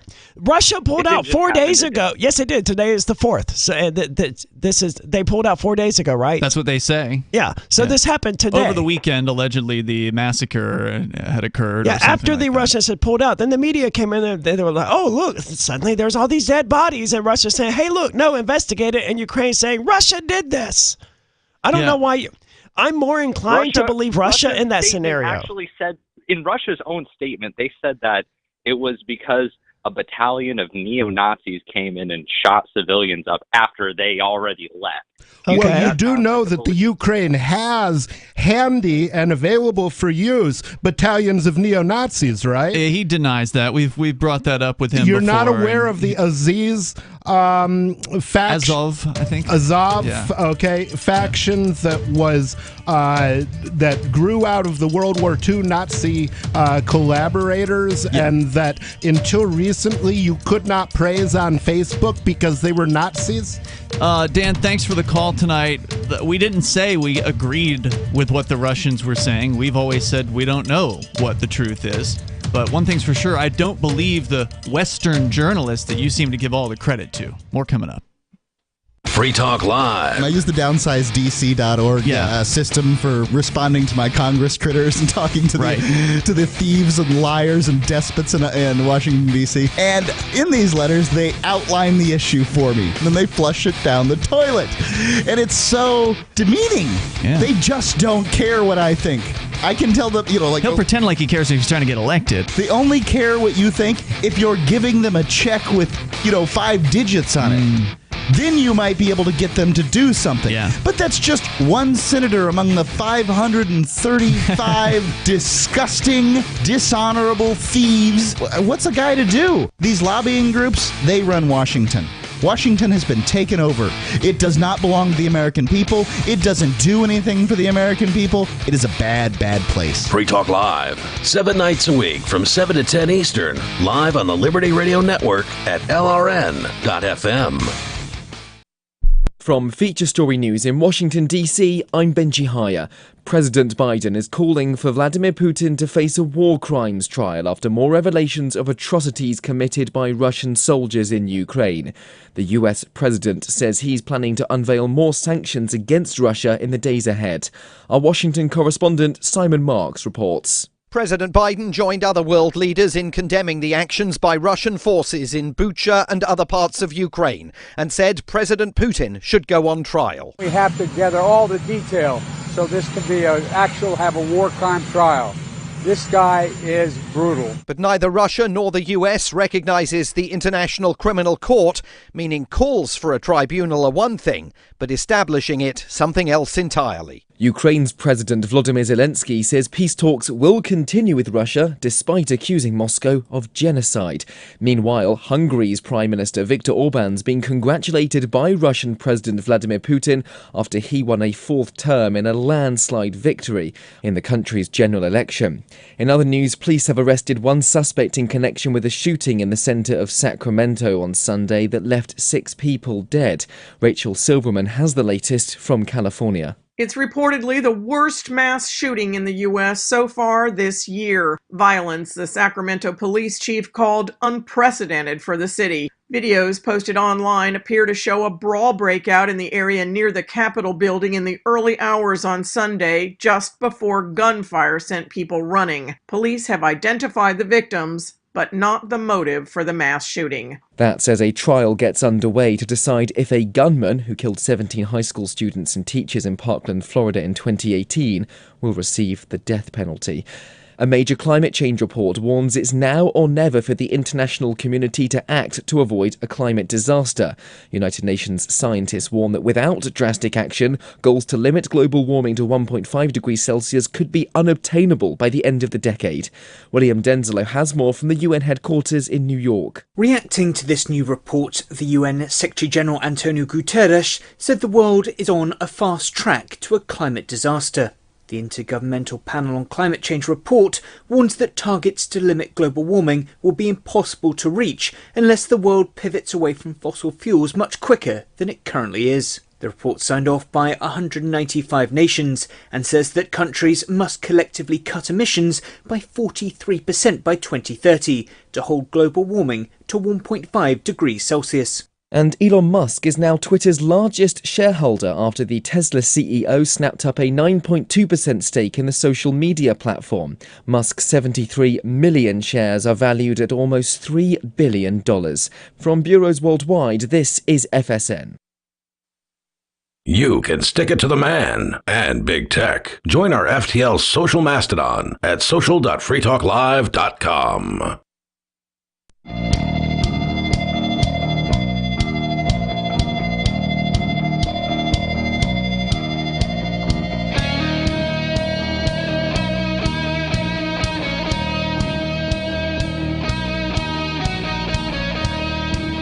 It's Free Talk Live, and you can bring up whatever's on your mind here. The number 603-283-6160. What does Elon Musk have in plan for Twitter, or can he do anything with 9.2% of the public stock for the mega big tech corporation that he just bought into? Apparently, I guess it was before... Apparently, it was earlier today, like in the, what do they call, after hours trading or something like that. He bought a huge chunk of Twitter stock. Price jumped up by about 26% as a result of that. But I did mention earlier, and we're going to talk about that more, but I did mention that Jack Dorsey, the former CEO of Twitter, current CEO of Square, had said something kind of surprising the other day, just a couple days ago, on his Twitter profile. He says, quote, "The days of Usenet, IRC, the web, even email with PGP were amazing. Yes. Centralizing discovery and identity into corporations really damaged the internet. I realize I'm partially to blame and regret it." He's absolutely right about that. And, you know, a lot of the technologies that I think about when I'm thinking about, for example, how to decentralize Cell 411, would be better served by things like passing messages through Usenet. Okay, because Usenet was a situation, it was a federated... still exists. Yeah, it still exists.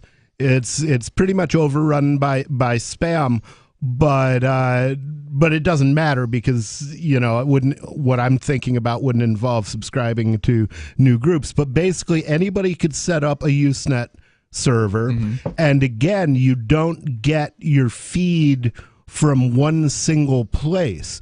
You would connect, or back in the day you didn't. You would connect to many different Usenet servers, and when your server connects, it says, okay, I have these messages and I need those messages. So what do you have that I don't have? What do I have that you don't have? And because there are many, because you're doing this with many groups, you can't firewall it, because as soon as you hit a server that has a message, it flows past whatever censorship has been put in place. And that's why the phrase was coined by a I can't remember his name anymore, but he was a libertarian who was involved in the initial development of the internet, and he said the net interprets censorship as damage and routes around it. I hope Jack Dorsey isn't beating himself too much. I think the centralization of the internet, as we've seen it over the last few years, was sort of a natural progression of the concepts, and I think the decentralization of it is the next step in the progression in the concept that is the internet. Or the re-decentralization. Right. Yeah. Just like, you know, we saw the internet expand into these ad trackers where Google, Facebook, and Twitter became, you know, the ultimate gateways through which everyone else found everything else on the internet.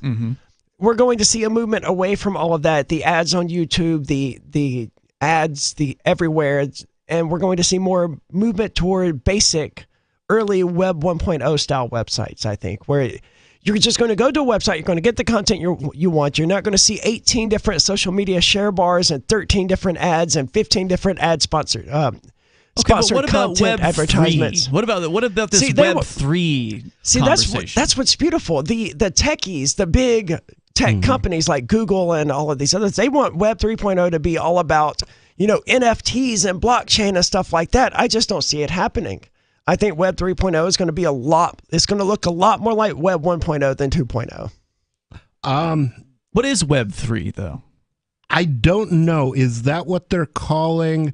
Because the guy who developed the HTTP protocol and the HTML markup language is involved with he's trying to start a new generation of the internet. Is that what you're calling? I don't think Web so. 3? I think Web 3.0 is just another one of these buzzwords like metaverse. or NFTs or whatever. And they're just like, it's going to be this next big thing. It's going to be great and everyone's going to love it. But it's so badly defined or vaguely defined that it's meaningless to us as a concept. CoinDesk has taken a crack at it, defining it here. This is an article from December of last year, updated actually apparently within the last week. What is Web3? Well, they say to understand Web3, we have to understand what came before. So they talk about Web 1, which you just kind of identified, Aria, this sort of static. Guest books and all of that great stuff. You go to a website, you sign their guest book. Yeah. Yeah, and that was old school stuff. That the stuff that that Dorsey is talking about is not Web 1. It's before Web 1. It existed before there was an HTTP You're talking about protocol. Usenet and things like that, yeah. Yeah, Usenet and that kind of thing predate the web. Correct. So they point out that websites weren't particularly interactive back in the like the late 90s. You couldn't do much apart from just read things and publish basic content for others to read.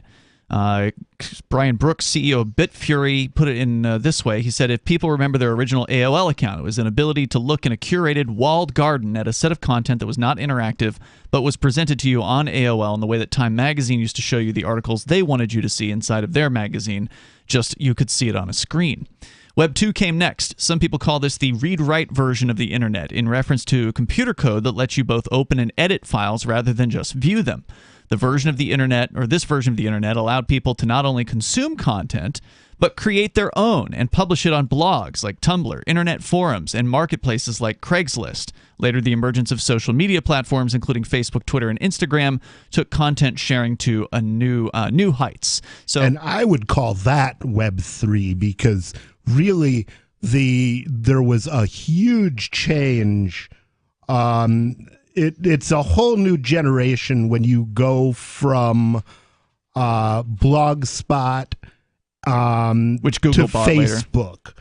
Yeah, from MySpace, Blogspot, and all of those to Facebook and Twitter. You're right. There was a huge MySpace change. is almost in between, but I would say I would put it in the category with Facebook and Twitter because it's primarily user-created content.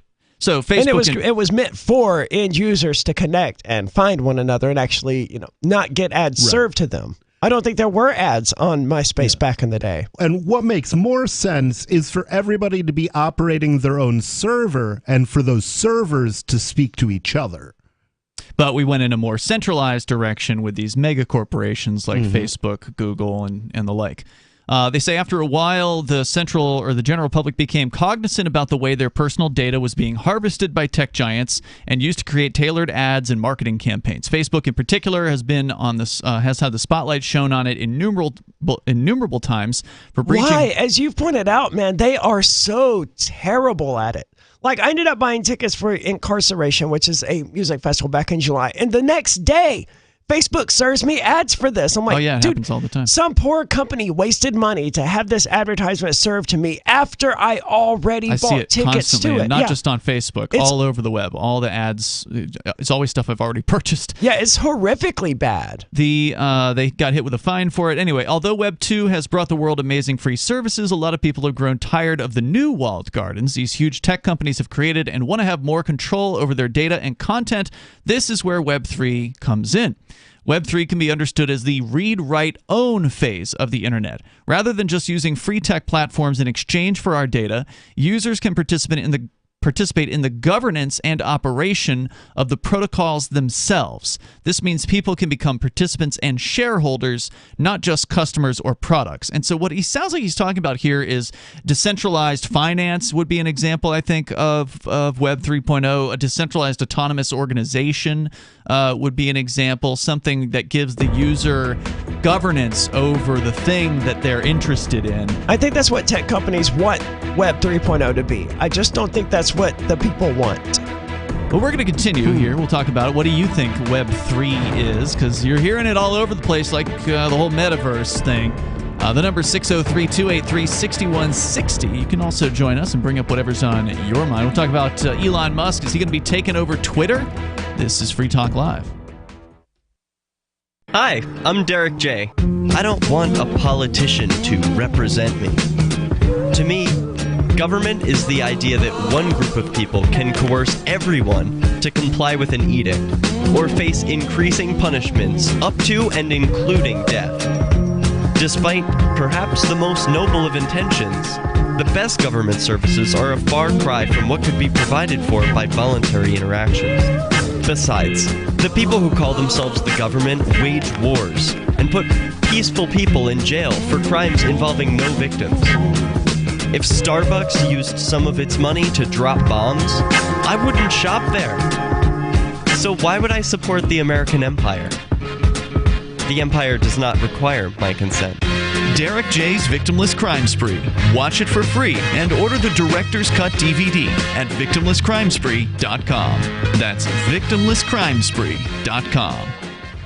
I'm crazy about My Magic Mud. This is the most important oral care product created this millennium, and I'm not kidding. We all have different opinions on politics and issues, but we all have mouths. And I want yours to be as clean as possible, with teeth as bright as they were meant to be. I will never be without My Magic Mud. It's a little surprising, but man, does it work. If you only listen to one thing I say ever, go to mymagicmud.com and get 20% off with code FTL. mymagicmud.com, code FTL. If you want to know the latest about Free Talk Live before we go on the air, all you need to decide is how you want it delivered. It's your choice. Visit news.freetalklive.com to receive our usually weekly news updates by email. Plus, we have a Twitter account at twitter.freetalklive.com, and you can follow us on the decentralized Mastodon platform at toot.freetalklive.com. So please follow us at toot.freetalklive.com and sign up for our emails at news.freetalklive.com.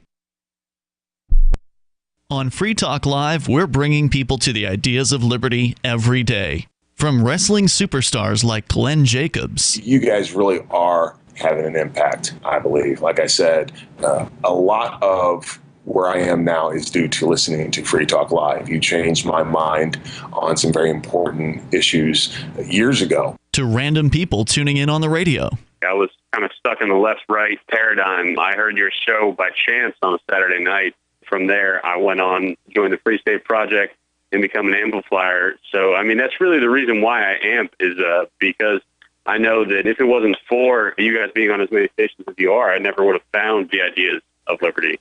You can help more people hear the message of liberty by joining Free Talk Live's AMPS program on Patreon for as little as $5 a month. And you'll get access to special perks. Visit amps.freetalklive.com, amps.freetalklive.com. There are lots of ways to listen to Free Talk Live. Our podcast has been around since podcasts began, and now the FTL feed is loaded with content besides our full show archives. Did you know that we make it easy for you to customize your podcast subscriptions? We have different feeds, one that includes only our full shows, one with just the Daily Digest, and our main feed that includes everything. You decide what you listen to. It's quick and easy to customize your feeds at feeds.freetalklive.com. That's feeds.freetalklive.com. There are basically two types of advertising, direct response and branding. Radio's great for direct response with its low cost to listener ratio, but audio can't be beat for branding, which is a longer-term endeavor. You want to be the first thing that someone thinks of when they think about your product or service.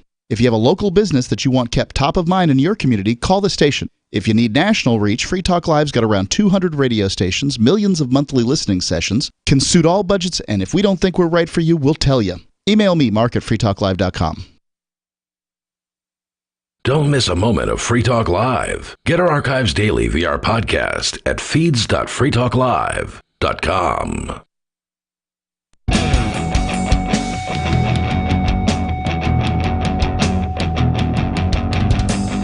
It's Free Talk Live, and phones are open if you want to join the show here. We're talking a little bit about tech. What is Web 3.0, for instance? And is Elon Musk going to be taking over Twitter? He's got 9.2% of the stock at this point, and maybe he plans to buy more. Who knows? Or maybe other people will throw their lot in with him, and this could be existing Twitter stockholders.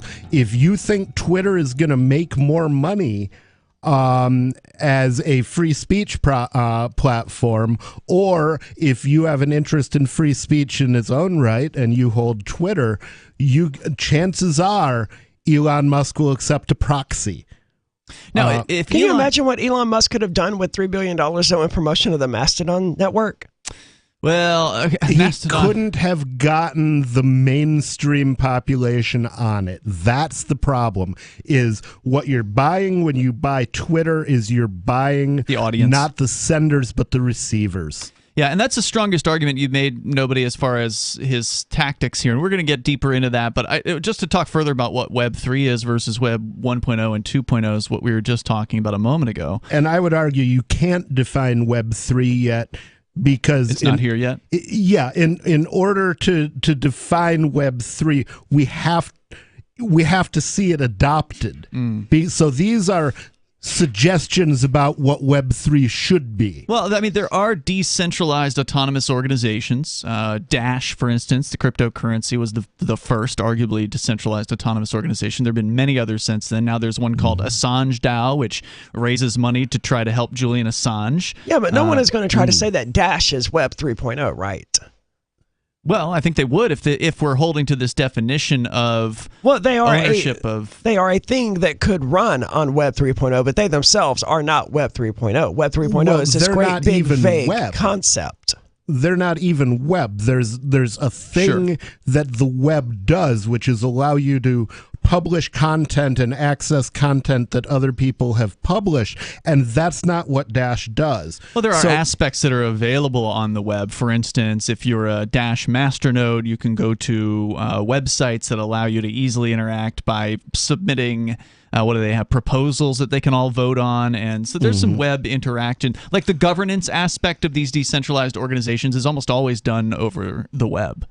Yeah, I mean, I guess my main issue with what this article is saying is it sounds like their description of what Web 3.0 is a business model, whereas, you know, the whole idea of decentralized organizations where the Web 1.0 and 2.0 were not business models. They were technical ways of publishing and accessing content. Yeah, but see, these people don't care about that. What they're interested in is creating this new paradigm filled with buzzwords like metaverses and NFTs and all these new, exciting, fresh concepts that they're just going to throw in this catch-all term that they're calling Web 3.0, and it's going to wow everyone, and everyone's going to love it. That's what they're talking about here. CoinDesk, it sounds like they have a more concrete example of what sort of things may exist in Web 3.0, but Web 3.0 itself is just this vague concept of glorious ideas that tech companies want to put forward and they want people to adopt, but there's no evidence to suggest. They certainly want a venture capitalist to invest in their Web 3.0 ideas. Yeah, and just like with the metaverse, there's absolutely no evidence that the average person is remotely interested in this stuff. NFTs, still no evidence the average person is interested in making money because they're seeing all of these people making money off these tulip bulbs, so they're interested in that aspect, but the technical aspects of NFTs, dude, they don't care. Just like they don't care about cares about the technical aspects of things. I mean, when you flip the light switch on, you don't care about how the energy gets from point A to point B and, you know, turns the light on or whatever. You just care that it works. Yes, but it's very easy to flip a light switch. It's significantly harder to purchase an NFT. True. That's true. And it is a pretty early days as far as this technology is concerned. Well, also, it's more useful to flip a light switch because you get light. Yeah.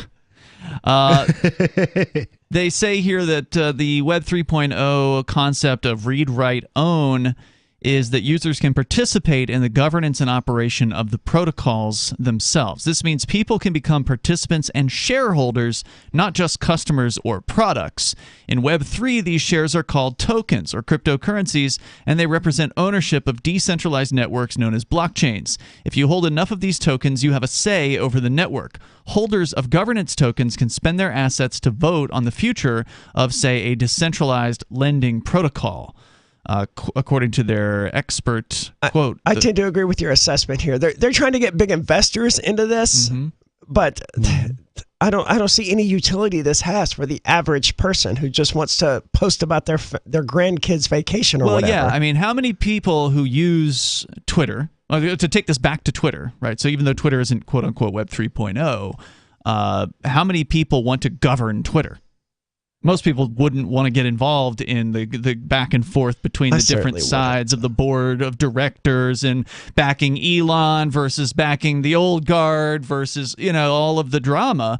Well, most people just want to DAO, I don't know that that's how things work. You better believe there's people arguing over how the DAO should work, right? Like that's decentralized autonomous organization. Thank you. Yeah, that's one guy's got a proposal for the future of the organization. He makes a pitch for it. Some other guy says, no, that's a terrible idea, and he makes a pitch for it, and they have it out over a forum and over We've chat seen rooms. this with Dash in the past, haven't we? Sure. Over various proposals. Dash, we had a proposal once that Free Talk Live would get advertising from Dash, and we did for a period of time, and then at some point somebody said that wasn't a good way to spend the money, and so then we didn't, and the organization made a different choice, and that's fine. It's just that how many people want to be involved in the minutia of running an organization? I think you're right about that, Arya. I think most people will have no interest whatsoever in Web 3.0.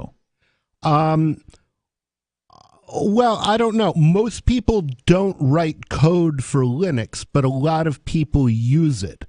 And if I'm understanding correctly, and it doesn't need everybody to be writing code for it. Right. So it may well Linux be does. that what they're describing here is how Web 3.0 will be delivered, or how it will be governed, rather than what it will produce. Because what you're looking, the consumer product is definitely not the ability to write protocols or to argue over protocols. Most people don't even know what a protocol is. Or to argue over marketing the protocol, or to argue over, who to hire to write that's all these things are things that these decentralized so what groups do.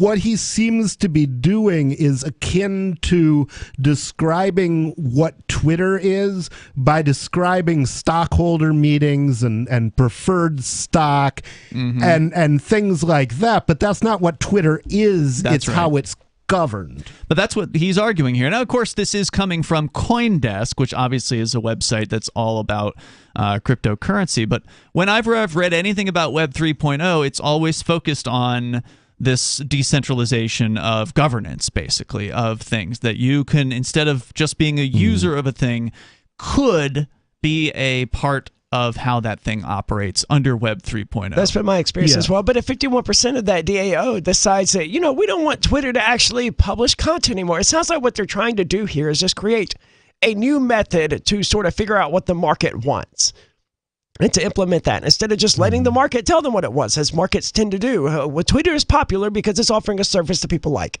That's the end of the story. You don't need to have a bunch of tokens to have people voting on. It's not the end of story, because, and this is how I think this I didn't even finish the point. I'm sorry. Go ahead. You don't need a bunch of people with tokens out there saying, I vote my token that this is a good feature and that's a bad feature. People will just use the features they like and not use the ones they don't like, and they'll go to companies that have the features they do like and avoid the ones that have the features they don't like. Well, but this is about having the company, in this case, be able to make those decisions without having a board of directors structure. It decentralizes the decision making of how the companies decide what to to give to their users by going directly to their users and letting them have the input. And the advantage of it is specified on Twitter's biggest unfeature. Their biggest unfeature is that they silence any voice that they don't like. It would be very difficult, I think, for an organization which was decentralized in both governance and implementation to do that. So, for example, if you were running something where what the equivalent of miners did was serve content rather than crunching numbers, okay, then if one miner didn't want to serve your content, somebody else could. And that's another way of looking at what I was describing with the pods. I can't remember if I said that on the air or off the air. We'll continue in moments. Hour number 3 is coming up. They actually do have a segment here of criticisms of Web3, so we'll touch on that on the way. Plus, Twitter is definitely the old method of doing things with a board of directors, and now is Elon Musk going to be sitting at the board with 9.2% ownership in the company? It's Free Talk Live. What if you want to hear the latest episode of Free Talk Live, but all you have is your phone? you forgot to download our archive, and you have no data connection, you can call our Listen line at 641-793-0191. That's a long-distance number, so you may incur charges. If not, listen as long as you want. 641-793-0191. The Free Talk Live Listen line, 641-793-0191. Do you feel like your nation, state, or community no longer holds your values? Have you dreamt of a place where people agree that liberty is important and are free to pursue their projects so long as they respect the property of others? There are many people just like you that are discovering freeprivatecities.com. Their social media links are at the upper right of the page at freeprivatecities.com. All skill levels will be needed when the first of the Free Private Cities opens. It's sooner than you think. Stop arguing and build. freeprivatecities.com. Looking for a great real estate investment? Consider New Hampshire, which is ground zero for the Liberty Movement. Your first call should be to Mark Worden from Porcupine Real Estate. He's more than just a real estate agent. He's your New Hampshire concierge. Where are the best places to live? Do you want farm, city, the burbs, or forest? Do you want a duplex or multifamily building so that renters pay your mortgage? There are homes in all price ranges in New Hampshire, and Mark can help with financing too. Invest in liberty and property. Mark Worden can help. PorcupineRealEstate.com. Tired of cancel culture? Sick of mega tech corporations holding an axe over your head? Join the LRN.FM Matrix chat server. It's self-hosted, so no one else can tell us what to do or say. Don't like the existing channels? You can make your own. You can even connect into some of our channels from other Matrix servers. It's federated. For the full LRN.FM Matrix experience, though, you should join our server via the step-by-step instructions at chat.lrn.fm. chat.lrn.fm. You're listening to the live edition of Free Talk Live. Hour number 3 is next after the news here on the Liberty Radio Network at LRN.FM. From Feature Story News in Washington, D.C., I'm Benji Haya. President Biden is calling for Vladimir Putin to face a war crimes trial after more revelations of atrocities committed by Russian soldiers in Ukraine. The U.S. president says he's planning to unveil more sanctions against Russia in the days ahead. Our Washington correspondent Simon Marks reports. President Biden joined other world leaders in condemning the actions by Russian forces in Bucha and other parts of Ukraine and said President Putin should go on trial. We have to gather all the detail so this can be have a war crime trial. This guy is brutal. But neither Russia nor the US recognizes the International Criminal Court, meaning calls for a tribunal are one thing, but establishing it something else entirely. Ukraine's President Volodymyr Zelensky says peace talks will continue with Russia despite accusing Moscow of genocide. Meanwhile, Hungary's Prime Minister Viktor Orban's been congratulated by Russian President Vladimir Putin after he won a fourth term in a landslide victory in the country's general election. In other news, police have arrested one suspect in connection with a shooting in the centre of Sacramento on Sunday that left 6 people dead. Rachel Silverman has the latest from California. It's reportedly the worst mass shooting in the U.S. so far this year. Violence, the Sacramento police chief called unprecedented for the city. Videos posted online appear to show a brawl breakout in the area near the Capitol building in the early hours on Sunday, just before gunfire sent people running. Police have identified the victims, but not the motive for the mass shooting. That's as a trial gets underway to decide if a gunman who killed 17 high school students and teachers in Parkland, Florida in 2018 will receive the death penalty. A major climate change report warns it's now or never for the international community to act to avoid a climate disaster. United Nations scientists warn that without drastic action, goals to limit global warming to 1.5 degrees Celsius could be unobtainable by the end of the decade. William Denzelo has more from the UN headquarters in New York. Reacting to this new report, the UN Secretary-General Antonio Guterres said the world is on a fast track to a climate disaster. The Intergovernmental Panel on Climate Change report warns that targets to limit global warming will be impossible to reach unless the world pivots away from fossil fuels much quicker than it currently is. The report signed off by 195 nations and says that countries must collectively cut emissions by 43% by 2030 to hold global warming to 1.5 degrees Celsius. And Elon Musk is now Twitter's largest shareholder after the Tesla CEO snapped up a 9.2% stake in the social media platform. Musk's 73 million shares are valued at almost $3 billion. From bureaus worldwide, this is FSN. With FSN Spotlight, I'm Simon Marks. Today, a look at Russia's invasion of Ukraine from the vantage point of the Baltic. After a weekend in which the EU, for the first time, decided to supply lethal weaponry to a country under attack, Germany committed to spending more than 2% of its GDP on defence, and Britain said it would support any private citizens who wanted to go to Ukraine and fight on Kiev's side, there are growing signs that Vladimir Putin has succeeded only in uniting the West. Riho Taras is the former chief of the defence staff in Estonia. He says NATO may enlarge even further as a direct consequence of Vladimir Putin's aggression. I don't think he believes that West has shown the strength in the first hours of the combat. But today, even Germany has agreed on the weapon deliveries to the region. I think the best person to unify NATO and the Western world has been Putin himself by really pushing. And Sweden and Finland, there is a slight discussion, but they were really not applying for NATO. But I guess today the governments are really thinking that they should. Less than a week after it began, it is already evident that Russia's murderous onslaught against Ukraine is changing the world order in ways that 7 days ago were unthinkable. With FSN Spotlight, I'm Simon Marks. Our top stories again. US President Joe Biden is calling for Vladimir Putin to face a war crimes trial after more revelations of atrocities committed by Russian soldiers in Ukraine. But Ukraine's President Volodymyr Zelensky says peace talks will continue with Russia, despite accusing Moscow of committing genocide. And a United Nations report warns it's now or never for the international community to act to avoid a climate disaster. From bureaus worldwide, this is FSN.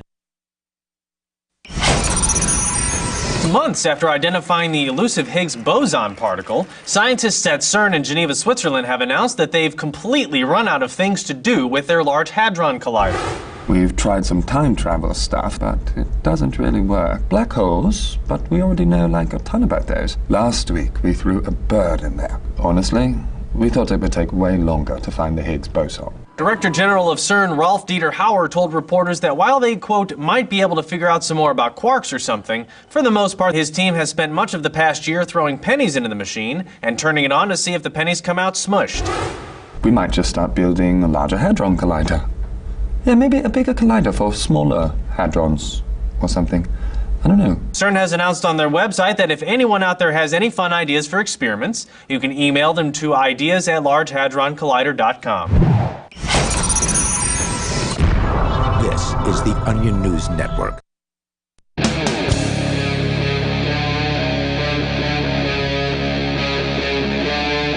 Free Talk Live. This is Free Talk Live. The phones are open here as we kick off the third hour of this program. You can bring up anything that's on your mind. The number is 603-283-6160. We're trying to demystify the concept of Web3. What does it actually mean? We got an opinion piece here from Coindesk.com, basically saying that Web3 allows for ownership of protocols, websites, gaming, various different internet-based content and concepts and servers and such. By the way, with you tonight, it's Ian. I'm nobody, and nobody cares. And Arya.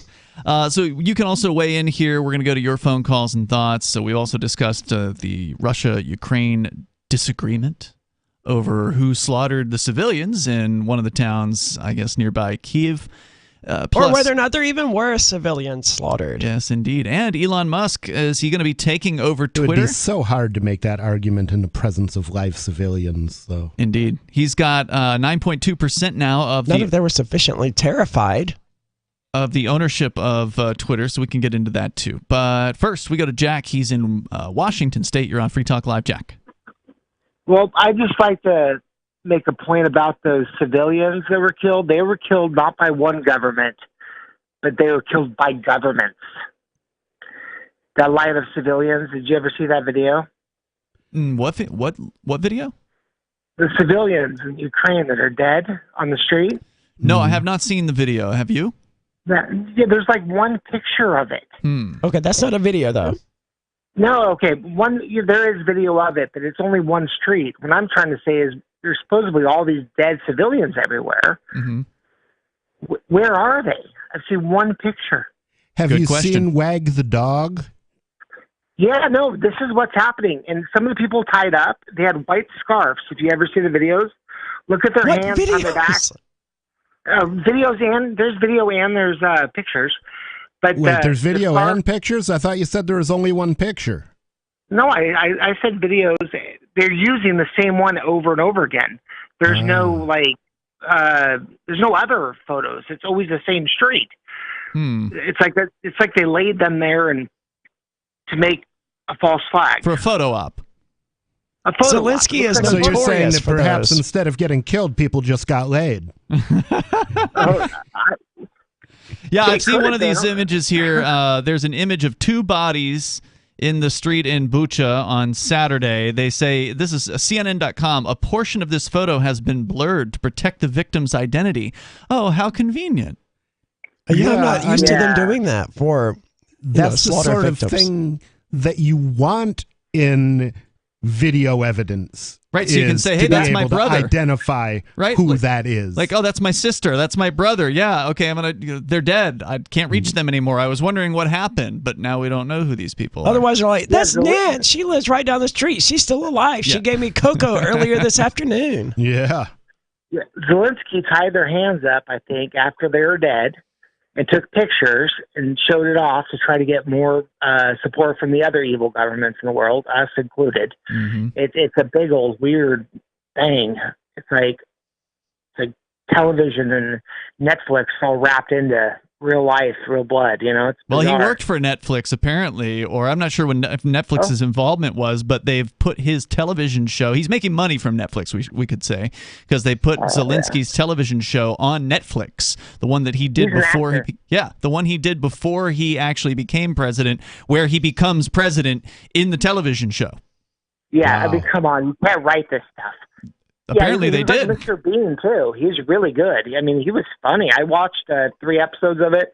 It's subtitles, so it's tough to follow. Not dubbed over, but it's really good for a Eastern European Ukrainian show. The first season is available on Netflix. There you go. I mean, and kind of weird, right? Thanks, Jack, for your call tonight. Definitely appreciate hearing from you. The number is 603-283-6160. It is very strange. But that's reality. If they just keep reusing the same footage, and if the same footage is being shared with all the news networks, that would make me very suspicious. Which, well, not that I didn't start out suspicious, but that would tend to reinforce my suspicions. Also, remember that Biden, before the invasion even happened, said that Russia was going to cook up a false flag in order to justify the invasion. And usually governments accuse other people of the things they do. True. All right, so back to Web 3. So we got a summary of what Web 3 is to bring you up to speed. According to Coindesk.com, they say Web 3 is different from Web 2 because Web 2 is very centralized. Big mega corporations kind of took over, and now they're going to allow Web 3 allows the users to essentially become investors if they want to become governors of whatever platform we're talking about, to literally set the rules, set the policy. By selling, the platform sells tokens, and the investors can individually buy those tokens, and then the more tokens you have, the more voting power that you have over the system. I just realized why this is such a terrible idea. Trolls. The only people interested in doing this and having, stake ownership in the Twitter NFT or whatever that allows them voting rights are going to be trolls. But a lot of trolls don't want to pay. A lot of trolls just want to post. They don't want to actually put any skin in the game.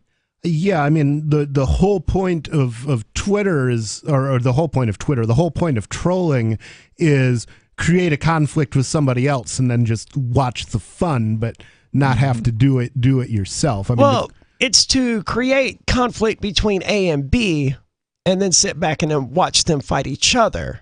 But usually you want to do it without having to pay anything. yeah, you don't want to pay for the resources that A and B are consuming. Now, It's a matter of investment, right? It can be done. I'm not saying that there will be no trolling, but you cut down on the amount of trolls to only the most serious trolls who are actually willing to invest their own money in their trolling beyond just some random posts on some free forum or platform. Yeah, I mean, and trolls have to move around, because if trolls just take over one place, then nobody will go there except the trolls. Chat.freetalklive.com. That's how 4chan works. Which is that? Is that the Matrix? That's the Matrix, full of trolls. Oh, yeah. And it's fun. And, well, thing is, it used to be, but I use it, but I mostly just make my own forums. Well, that's the nice thing about the Matrix is you don't have to play in their rooms. You can make your own room, and you can keep them out if you want to. I mean, when it was Discord, it was a lot of fun because we had a lot of really clever, amusing trolls. But I don't know if it's just that, I'm 3 years into this, so I'm just now seeing that, people are posting the same crap over and over and over, thinking themselves original and creative, or if it's that the clever ones didn't migrate to Matrix, but they've got 4 different jokes, and they just alternate between them indefinitely. So the main criticism of Web3 technology is that it falls short of its ideals. According to Coindesk.com, ownership over blockchain networks is not equally distributed, but concentrated in the hands of early adopters and venture capitalists. A public spat recently erupted on Twitter between Block Incorporated CEO Jack Dorsey and various venture capitalists regarding Web3. Block Incorporated? Yeah, they changed the name from Square to Block. Oh, okay, that's right. I heard that. Bringing this debate to the forefront. At the heart of the critiques is the idea of decentralization theater, where blockchain projects are decentralized in name but not in substance. Private blockchains, VC-backed investments, or decentralized finance protocols, where just a few people hold the keys to hundreds of millions of dollars, are all examples of decentralization theater. And despite the supposedly leaderless community of protocols, there are clear figureheads. And then they give some examples like Vitalik Buterin, the co-founder of Ethereum, continues to have over his network, even though he's no longer involved in its development. So there are problems, obviously, here, but they do say that Web3 has a lot of potential. Whether it's too idealistic to put into practice will be something that everyday users will discover over the next decade. How much time, they give video games as an example here.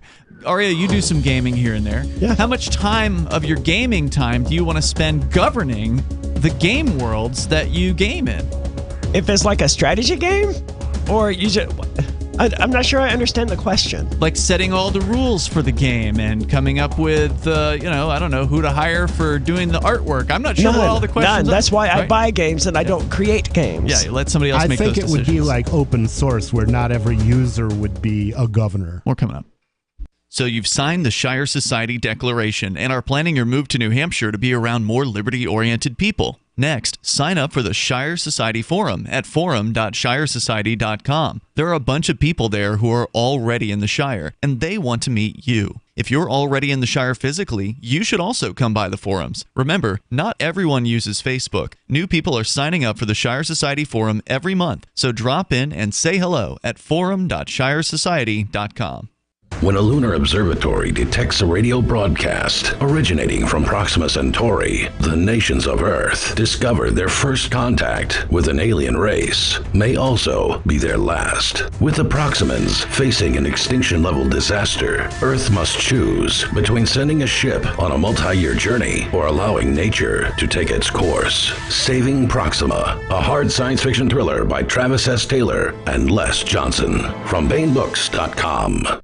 The new 4th edition of Healing Our World, The Compassion of Libertarianism, will take your understanding of liberty to a deeper level and has over 1,300 updated references, new cartoons, and a foreword by Dr. Ron Paul. With discounts for multiple book purchases, the 4th edition of Healing Our World is a great gift for the liberals, pragmatists, environmentalists, and Christians in your life who think libertarianism is cold-hearted. Get yours today at healing.freetalklive.com and use promo code FTL for a $5 discount. Are you tired tired of governments murdering people around the world? Stop using their money. There is an alternative. Bitcoin is a stateless, free market, non-political currency. Bitcoin cannot be inflated or controlled by any government. By using their money, you are helping the state. Stop doing it! You have an incredible alternative available now. Learn it, use it, spread it. Get started with Bitcoin at bitcoin.com. That's bitcoin.com. The Free State Project has reached its goal of 20,000 liberty lovers who've pledged to move to New Hampshire and get active to achieve liberty in our lifetime. Perhaps you're trying to figure out what part of New Hampshire should be your destination. If so, consider Keene. You'll find more than 150 reasons to move to Keene at move.freekeene.com. Keene is famous for its historic, publicity-generating activism, as well as being the liberty media capital of the world. It's home to freekeene.com, New Hampshire's destination for liberty activism, news, and opinion. For years, we've been compiling over 150 reasons to move to Keene at move.freekeene.com, where you'll learn about some of what's happening here and what makes Keene a great place to live. If you love liberty, you'll probably enjoy anywhere you end up in the Shire. But do your due diligence first. Please visit move.freekeene.com for the full list of over 150 reasons to move to Keene. That's move.freekeene.com. If you want to know the latest about Free Talk Live before we go on the air, all you need to decide is how you want it delivered. It's your choice. Visit news.freetalklive.com to receive our usually weekly news updates by email. Plus, we have a Twitter account at twitter.freetalklive.com, and you can follow us on the decentralized Mastodon platform at toot.freetalklive.com. So please follow us at toot.freetalklive.com and sign up for our emails at news.freetalklive.com. My name is Jacob Hornberger. I'm president of the Future of Freedom Foundation, which Congressman Ron Paul awarded for having an outstanding freedom website. Write us at fff@fff.org, and we'll send you a free 3-month subscription to our monthly journal of libertarian essays and our booklet, Economic Liberty in the Constitution, which George Mason University economics professor Walter Williams praised in a recent column. That's fff@fff.org. We're still not sure why you'd want to watch, but our video feed is streaming nightly for free at cam.freetalklive.com.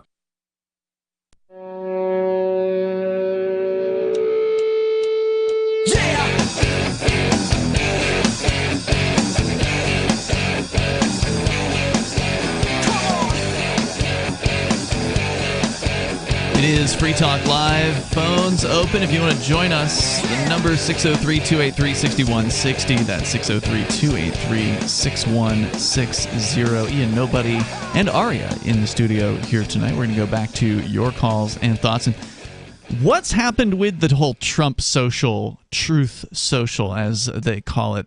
According to the Daily Beast, it's doing even worse than you probably think that it is. Plus, Elon Musk purchasing 9.2% of Twitter. What is his goal there? Plus, is the bird flu now the newest fear-mongering thing? We can talk about all those things. Of course, your calls come first here. We go to Sarah. She's in New Mexico. Sarah, you're on Free Talk Live. Go ahead. Oh, thanks for taking my call. I just have to let you know that good news. They are putting 5 mobile speeding units and cameras this afternoon. That is not good news, Sarah. Well, for me, I've been working on this, fighting over this for the last 17 years. It is good for me. Why is it good for you? Because why is it good for me? Yeah. Because you're just going to be hurting your neighbors. The speeders and the red light Those are your violators neighbors. are killing Everyone everybody. speeds. Well, everyone speeds, but when it hits a school bus at a stop sign and puts 7 people in the hospital, Going recently straight because to they're it, doing Sarah. 100 What's miles an yellow hour. and can't swim? I have no idea. A school bus full of kids. But recently they got killed. I mean, one of the drag racers hit one of the school buses, and like 9 kids got put in the hospital. There's no punchline to that one, Sarah. Well, it's just more proof that we don't need government schools. If there was no government schools, then there'd be no government school bus, right? Well, I mean, but no, this is meant What makes for you think traffic getting rid of safety. speeding or that adding cameras is going to stop people from speeding? Well, you know something? It's just like cameras in the stores. It reduces shoplifting. Okay? 'Cause Actually, it does help. Studies show that having just like a painting of an eyeball reduces shoplifting far more than any amount of Really? security cameras and stuff like that. Yeah, because people just innately feel like They they're feel being like watched they're if they being see watched. an eyeball, even if it's just a painting or a photograph or That's something. hilarious. So instead of doing all of that, must be- Sarah, just throw up some paintings of eyeballs, and studies suggest you would probably see fewer speeders. It'd be a lot cheaper too. You wouldn't have to pay for the tech, right? Because Right. those cameras with the radar, I'm sure they're paying somebody's politically connected company. Some politician's got a brother that runs the company that makes the speed cameras, and they're getting a huge deal out of the state of New Mexico or Albuquerque or whatever, paying probably millions of dollars to get these speed cameras installed, and you could just have some mass-produced eyeball paintings. Yeah, and then no one's getting arrested or fined or anything. What some jurisdictions do is just park empty police cars by the side of the road. That does have an effect. Oh yeah, yeah, that's true. If you want to Well, be I really just have fancy, that put a one more dummy thing in is it. that. Well, I'm so happy because they were going to say Sarah's too that busy. end of this year, maybe 7 months from now. They said we're going to bring him back 7 months from now, and we got him turned on this afternoon. I was ready to jump out and I was just so happy because they keep yo-yoing around. They say they're going to do something. And it's like, well, maybe 3 months from now, maybe 5 months from now. But they just got then it you'll turned have to on. let us know if you see a big decline in the amount of school bus deaths. I'm willing to bet that you won't. However, I did quickly pull up the article that I was thinking about. It's 40% was the decline in thefts just from having pictures of eyeballs on the wall. And not like in a creepy way, right? Not like wallpapering. How can that not be creepy? I don't know. Just have a nice Wall painting of balls are someone's the eyeball, solution. right? Well, how about this? Most of the cameras that are it's decoy, believe it or not. Okay. So then there's only like 2 cameras that are actually active, but they put the dome black to fool the customers. They make it look like there's actually more active They're cameras. not than customers; They really they're are. victims. These are victims. These are people who are being threatened with violence if they don't pay the fees that they're being demanded from these cameras. Calling taxpayers customers is like calling rape victims wives. No, I'm talking about the in the stores, the shoplifters. What I'm saying is the stores, they only have like 3 active cameras that are really watching, and they have the bogus Well, ones. you're not an that expert. They look. You don't work in the loss control industry, do you? No, but this is what one of my friends that told me that work in the store. It may be true that some stores are that way, and other stores may actually have full coverage of cameras. Even if you have full camera coverage, it's unlikely that the cameras are fully being watched. Sure, there's usually one guy or something like that, and he can only watch so many at once. Thanks, Sarah, for the call tonight. Appreciate it. The number is 603-283-6160. You can, of course, bring up anything that's on your mind. So we were discussing the Twitter situation where Elon Musk has purchased over 9% of the Twitter stock. That makes him the number 1 holder of Twitter stock. You suggested maybe that would get him a seat on the board of directors? Nobody? Well, I think he could probably get one, being the number 1 shareholder in the company. That's not unlikely. And also that gives him the number 1 block to vote at shareholder meetings.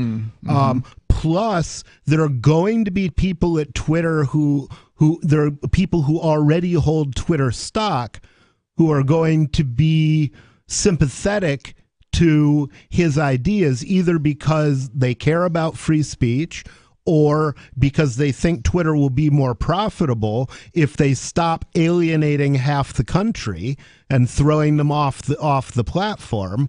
So, he would probably have allies already. Then the other thing that he could do, or that somebody else could do, is if he intends to be an active shareholder, and he did poll his Twitter followers before he did this, asking them about what they thought about Twitter as a free speech platform.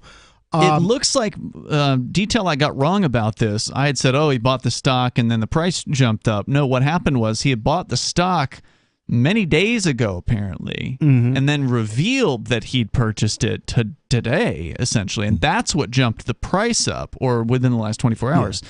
That's what jumped the price up. So he may have actually done that pull after having purchased the stock. I wouldn't be surprised. And the majority of the respondents said that Twitter is violating the principles of free speech. Yeah, and you know that all that means is they can see a barn by daylight. But the Hunter Biden laptop story, Twitter played a huge role in rigging the election.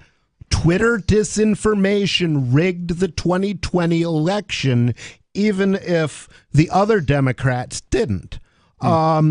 And so this is vitally important. I don't know if you can say they rigged it, but they certainly did their best to, That's what I was thinking. I'd be more inclined, I think, to vote for the president whose son was out there doing blow and hookers. It's not the hookers and blow. It's getting paid off by the Ukrainian oil companies for influence. Now, whose back does Biden have right now? The Ukraine. Coincidence? I don't know. Yeah, more coming up here. You can share your thoughts at 603-283-6160 and bring up whatever's on your mind on Free Talk Live. Carl Watner, longtime proponent of a voluntary society, died last December. You may have seen his articles published on his website, voluntarist.com, in his newsletter, The Voluntarist, the Mises Institute, or elsewhere over the last 40 years. His newest book, I Must Speak Out, Volume 2, The Best of the Voluntarist, is now available via Liberty Under Attack Publications. This 430-page second volume spans the years of 2000 through 2020 and includes articles by Carl Watner, Hans Hermann Hoppe, Carl Hess, Benjamin Tucker, George H. Smith, Lysander Spooner, Pete Eyre, Joyce Brand, and many others. I Must Speak Out is for the newly initiated, the veteran voluntarist, or anywhere in between. Buy the book now at libertyunderattack.com/voluntarist. For more great content on building a voluntary society and for Carl's extensive archives, check out voluntarist.com. From Feature Story News in Washington, D.C., I'm Benji Haya. President Biden is calling for Vladimir Putin to face a war crimes trial after more revelations of atrocities committed by Russian soldiers in Ukraine. The U.S. president says he's planning to unveil more sanctions against Russia in the days ahead. Our Washington correspondent Simon Marks reports. President Biden joined other world leaders in condemning the actions by Russian forces in Bucha and other parts of Ukraine and said President Putin should go on trial. We have to gather all the detail so this can be have a war crime trial. This guy is brutal. But neither Russia nor the US recognizes the International Criminal Court, meaning calls for a tribunal are one thing, but establishing it something else entirely. Ukraine's President Volodymyr Zelensky says peace talks will continue with Russia despite accusing Moscow of genocide. Meanwhile, Hungary's Prime Minister Viktor Orban's been congratulated by Russian President Vladimir Putin after he won a fourth term in a landslide victory in the country's general election. In other news, police have arrested one suspect in connection with a shooting in the centre of Sacramento on Sunday that left 6 people dead. Rachel Silverman has the latest from California. It's reportedly the worst mass shooting in the U.S. so far this year. Violence, the Sacramento police chief called unprecedented for the city. Videos posted online appear to show a brawl breakout in the area near the Capitol building in the early hours on Sunday, just before gunfire sent people running. Police have identified the victims, but not the motive for the mass shooting. That's as a trial gets underway to decide if a gunman who killed 17 high school students and teachers in Parkland, Florida in 2018 will receive the death penalty. A major climate change report warns it's now or never for the international community to act to avoid a climate disaster. United Nations scientists warn that without drastic action, goals to limit global warming to 1.5 degrees Celsius could be unobtainable by the end of the decade. William Denzelo has more from the UN headquarters in New York. Reacting to this new report, the UN Secretary-General Antonio Guterres said the world is on a fast track to a climate disaster. The The Intergovernmental Panel on Climate Change report warns that targets to limit global warming will be impossible to reach unless the world pivots away from fossil fuels much quicker than it currently is. The report signed off by 195 nations and says that countries must collectively cut emissions by 43% by 2030 to hold global warming to 1.5 degrees Celsius. And Elon Musk is now Twitter's largest shareholder after the Tesla CEO snapped up a 9.2% stake in the social media platform. Musk's 73 million shares are valued at almost $3 billion. From bureaus worldwide, this is FSN. You can help spread the ideas of liberty with our Patreon for just $5 per month at amps.freetalklive.com.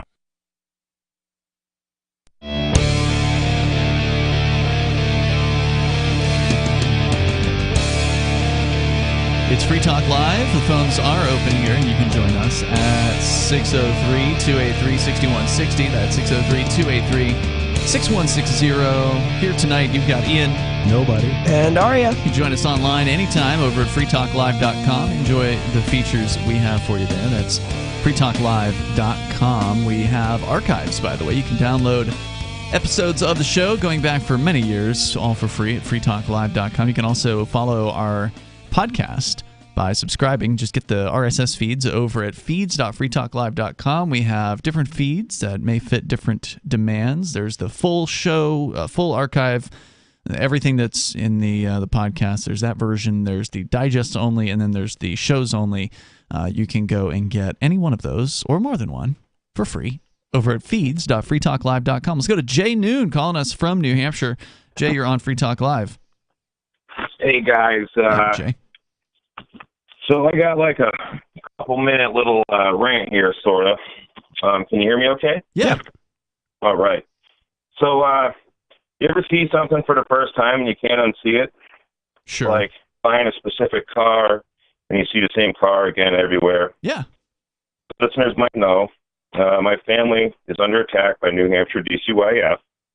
So I have sent most of my livestock to a friend's farm and spent about 60 hours of research so far into DCYF. The massive amount of cover-ups, corruption, they lose kids, they hand kids to pedophiles and murderers. And, by the way, the video of them trying to come to your house is over at freekeen.com. So anybody that heard your call a few days ago when you were talking about that, if they want to see what actually happened, it's about a 5-minute long video, and it is there at freekeen.com. You handled that well. Thank you. Yeah, I haven't. My wife did not like the part where I said I gotta get off the couch, put down my beer, and shut off the television because you don't watch television. Two things are false. Yeah, I don't own a television, and I don't own any beer. I don't even like beer. I thought about that when you said it. I was like, I can't imagine Jay Noon sitting on the couch in front of a television drinking beer. I just don't see it. I didn't think about it in that capacity, but now that you mention that, yeah, can't see it. It's kind of an inside joke with Ernie Hancock and I. Ernie says, they're going to make you. They're going to make you get off the couch, put down your beer, and shut off the TV and go do something. Yeah, I caught it as more of a statement about the average American and what they aren't doing. But yeah, I definitely see how someone could misinterpret that statement. So I want to go on here. I prepared this so I could kind of stay straight with it. Okay. What I've seen is people are literally being programmed or zombieized or zombitized by big tech. Do you guys know how long smartphones been available? Maybe almost 15 years. I think BlackBerries were around in like 2008 or so. I think the original iPhone came out in like 2007. Yeah. And so, YouTube's been, Facebook's 18 years old, Yahoo 28 years old, Apple 46 years old, Microsoft 47, and the government gives poor people smartphones for free right now. And they have been for a long time. The youth are being zombified by big tech-controlled internet devices and social media. Well, the problem we're starting to see here is working-age people who have been using big tech-controlled, government-subsidized devices from a young age, as much as a few months old. So now this is why nobody wants to work that's young. I mean, most people under 30 have no concept of working or hard work or even care to. So this is leading to this labor shortage, I believe. Also, babies are getting their dopamine hits from big tech-controlled devices that friends of Jeffrey Epstein, who influence and support these internet devices. And, you know, there's all kinds of stories on the internet. If you just internet search dopamine and internet devicing, it's just page after page on how internet rewires the brain. We have a dopamine addiction to internet.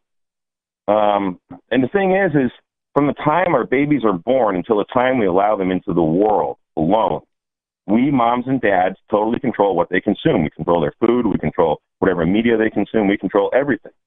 So it means we also control how these kids get their dopamine hits, and how they're getting their dopamine hits as their brains are developing is very critical.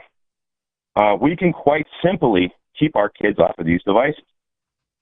And, you know, I have a 2-year-old girl, a 7-month-old son. And it's amazing how smart they are and how fast they learn.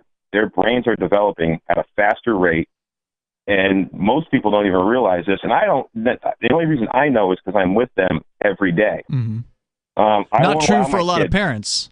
A lot of parents, of course, are pawning their kids off on those devices. It used to be television was the device of choice when a lot of us were growing up, and now it's tablets and things like that. And you say it's easy to keep them off. Well, yeah, maybe at age 2 and 7 months. I was thinking the same thing. Once they start to get friends and want to leave the house and go explore the world, they're going to come across devices at some point. Sure.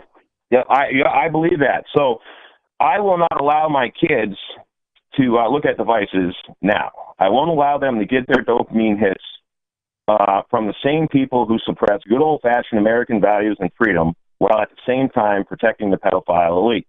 You guys know exactly what that statement means. You know who controls all these internet devices that are in front of the kids. My daughter gets her dopamine hits from feeding chickens, feeding pigs, feeding calves, feeding goats. She also collects eggs all by herself. I built a toddler-friendly chicken coop.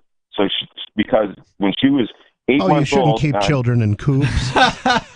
TCYF is making notes right now.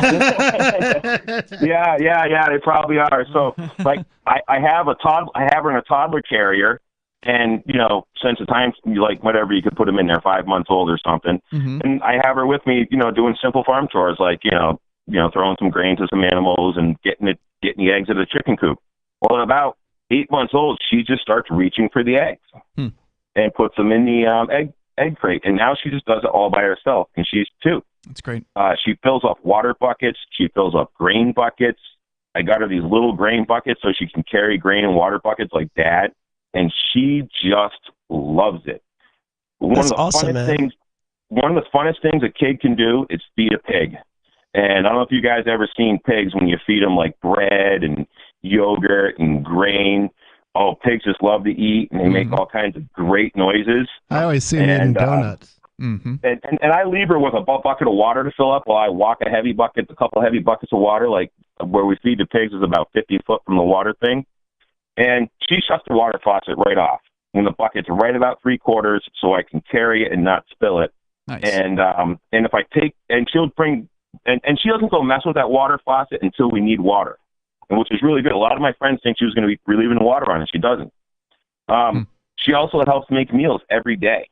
She's been cracking eggs on her own to make omelets since she was like 14 months old. Some of you guys, I know Bonnie's seen these videos. And then, we have certain items in the refrigerator we allow her to get by herself. Like, she likes to get spinach, so we can mix spinach in with the omelets, and she likes to eat apples.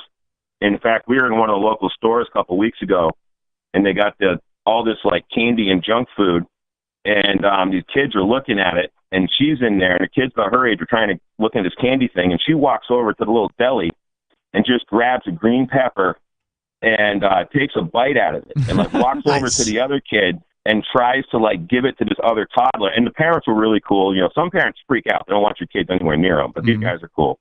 And the kids had no interest in the green pepper, and my daughter had no interest in the candy. And Wow. these kids were like 5 and 4, and they're like, well, we let them buy candy once a week. Oh, wow. Okay. Don't do that. Don't feed your kids candy. Don't feed them, soda. And don't So, Jay, feed where them are we going with all this? You've done good raising the Yeah, kid. you're talking to the childless here. I'm just amazed, man, because I know adults that I don't trust to crack an egg open. Well, where do we go with this? Man, this is going to be a major problem. We got a lot of people who just their dopamine has just been raped by big tech. We do. We can talk about it coming up here in moments. You can share your thoughts because, tech is so much a part of our lives these days. What do we do? This is Michael Dean from the Freedom Fiends. I've run websites since 1996 and have used over a dozen web hosts in that time. AgristHosting.com is the only one that hasn't broken my heart. Agrist Hosting's uptime and service is stellar, and their DDoS mitigation is the best I've seen. That's important because if you tell the truth in this world, you'll ruffle feathers. And some people will try dirty tricks to silence your voice. No matter what the haters hit us with, Agrist Hosting keeps our websites online.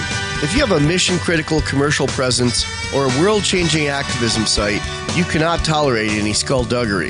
So go with agristhosting.com. Have a WordPress or blog site, but you're not satisfied with performance or uptime? Or just want raw hosting? Want to pay with Bitcoin? Agrist Hosting specializes in high-performance hosting with personalized service.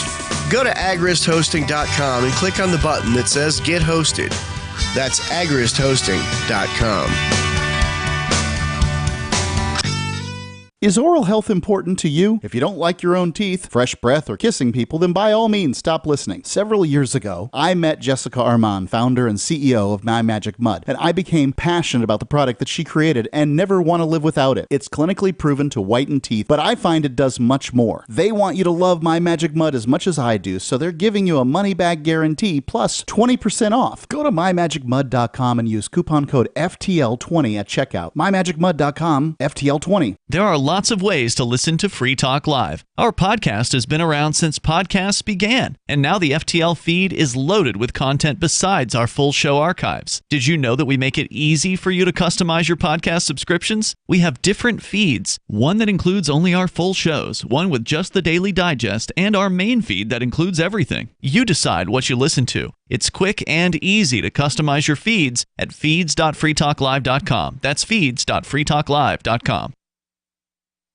We have some good news. The indictments against Ross Ulbricht in the District of Maryland were dismissed with prejudice, meaning they can never be refiled. This is especially good because those indictments contain the only charge ever made that Ross engaged in murder for hire. This was a serious allegation that Ross Ulbricht denies. It was never prosecuted or ruled on by a jury, but was trumpeted by the federal government and the media as if it were proven fact. The Maryland court held these indictments for almost 5 years, poisoning Ross's case and leaving him under a cloud of unproven allegations. As explained in Ross's appeal to the Supreme Court, the fact that the judge used these allegations to give Ross a draconian sentence of double life without parole violated his Sixth Amendment right to a jury trial. Judges are required to issue sentences based on convictions decided by a jury, not unproven allegations never even charged at trial. Although this is a positive development, the dropped indictment will not set Ross free. Now, a presidential pardon is Ross's only hope of freedom. Sign the petition at freeross.org. freeross.org. What if you want to hear the latest episode of Free Talk Live, but all you have is your phone, you forgot to download our archive, and you have no data connection? You can call our Listen line at 641-793-0191. That's a long-distance number, so you may incur charges. If not, listen as long as you want. 641-793-0191. The Free Talk Live Listen line, 641-793-0191. There are basically two types of advertising, direct response and branding. Radio's great for direct response with its low cost to listener ratio, but audio can't be beat for branding, which is a longer term endeavor. You want to be the first thing that someone thinks of when they think about your product or service. If you have a local business that you want kept top of mind in your community, call the station. If you need national reach, Free Talk Live's got around 200 radio stations, millions of monthly listening sessions, can suit all budgets, and if we don't think we're right for you, we'll tell you. Email me, mark@freetalklive.com. Yep, we still do email. Drop your email address in the entry box at freetalklive.com, and you'll be kept in the loop with Free Talk Live.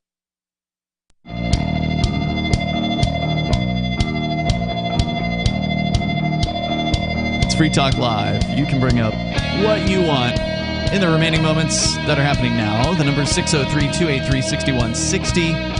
That's 603-283-6160. Breaking news, apparently, according to Keith Ammon, who is a Free State Project mover here to New Hampshire, who's also a Free State, he's a Liberty rep, a state representative. He is one of the co-sponsors of a bill that was apparently now signed, surprisingly, by the governor, who went on an insane tear of emergency orders during COVID. And now, and for those who think that was hyperbolic, no, dude went insane. He was like out there tweeting about how his life was being threatened because people were protesting and happened to be armed. Yeah. In New Hampshire. But now this very same governor has signed a bill that actually, apparently, it's a very short bill, HB 440, that prohibits the suspension of the New Hampshire Constitution, the suspension of civil liberties during a state of emergency. So that's good. Has he grown a conscience? It is election year, so it could be that he's just wants to get reelected. But let's go back to Jay Noon. He's on the line in New Hampshire. He's been having some trouble with DCYF recently, but that wasn't the reason you were calling tonight. You weren't giving us an update on the situation that you faced, Jay.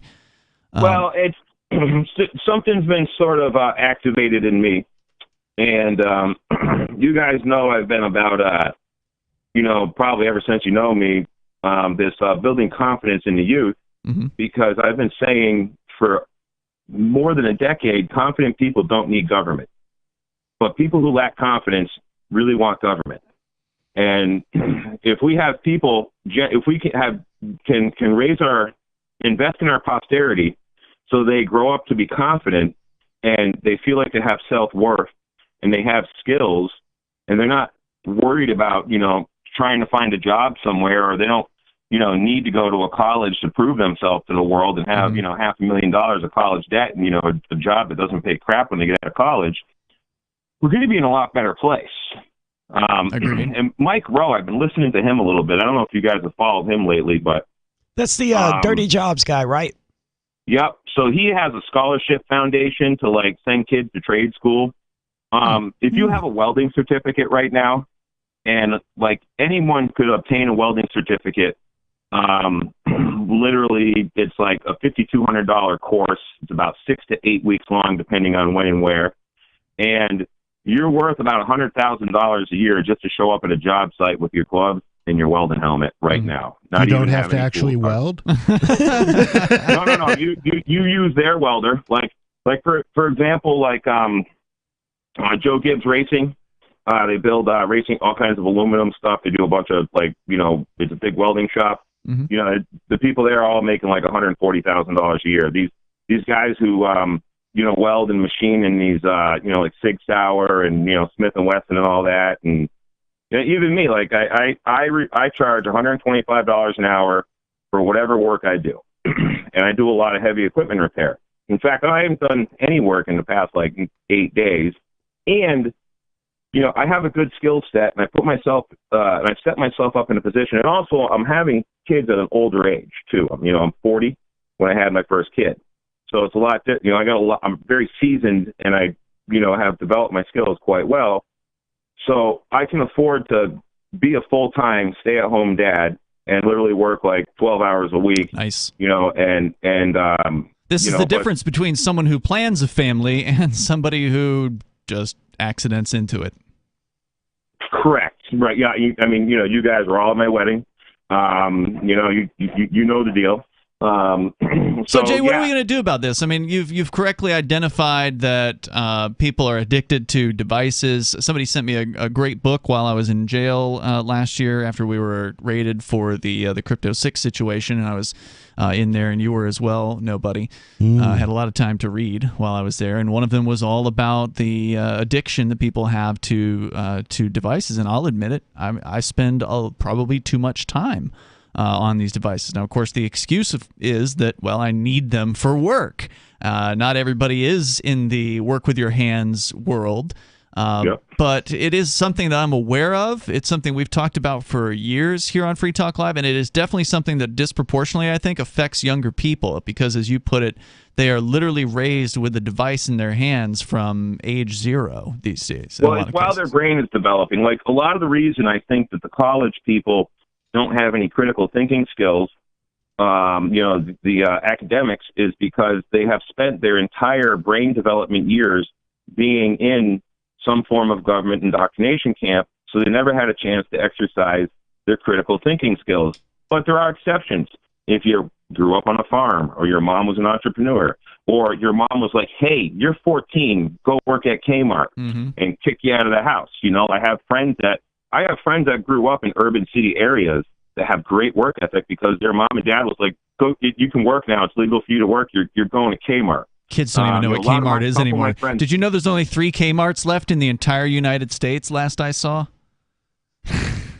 Wow. The Kmart in Palmer, Massachusetts was really cool because they were so cool about like hiring 14-year-olds, but wow. A lot of the places didn't really want to hire kids, but Kmart was like, yeah, we'll hire you. We'll put you to work. Go stack boxes. They were pretty amazing. A lot of people actually sort of gave Kmart good reviews that worked there. When I never worked Kmart because I always had a farm job, but I did. I worked there for 4 years of my life, and definitely not Kmart. Yeah, it was. I would say it was a positive experience. So, Jay, thanks for the call tonight, man. Definitely appreciate hearing from you. It's something that people are going to have to work on to break their addictions to these things and create some sort of a healthy habit. It's not an easy thing because they are very addictive. The dopamine hits that he's talking about is a real thing. To me, it matters what you're doing because I sit in front of a computer all day, every day. So do I, for the most part. for 20 hours, but I'm not sitting there mindlessly scrolling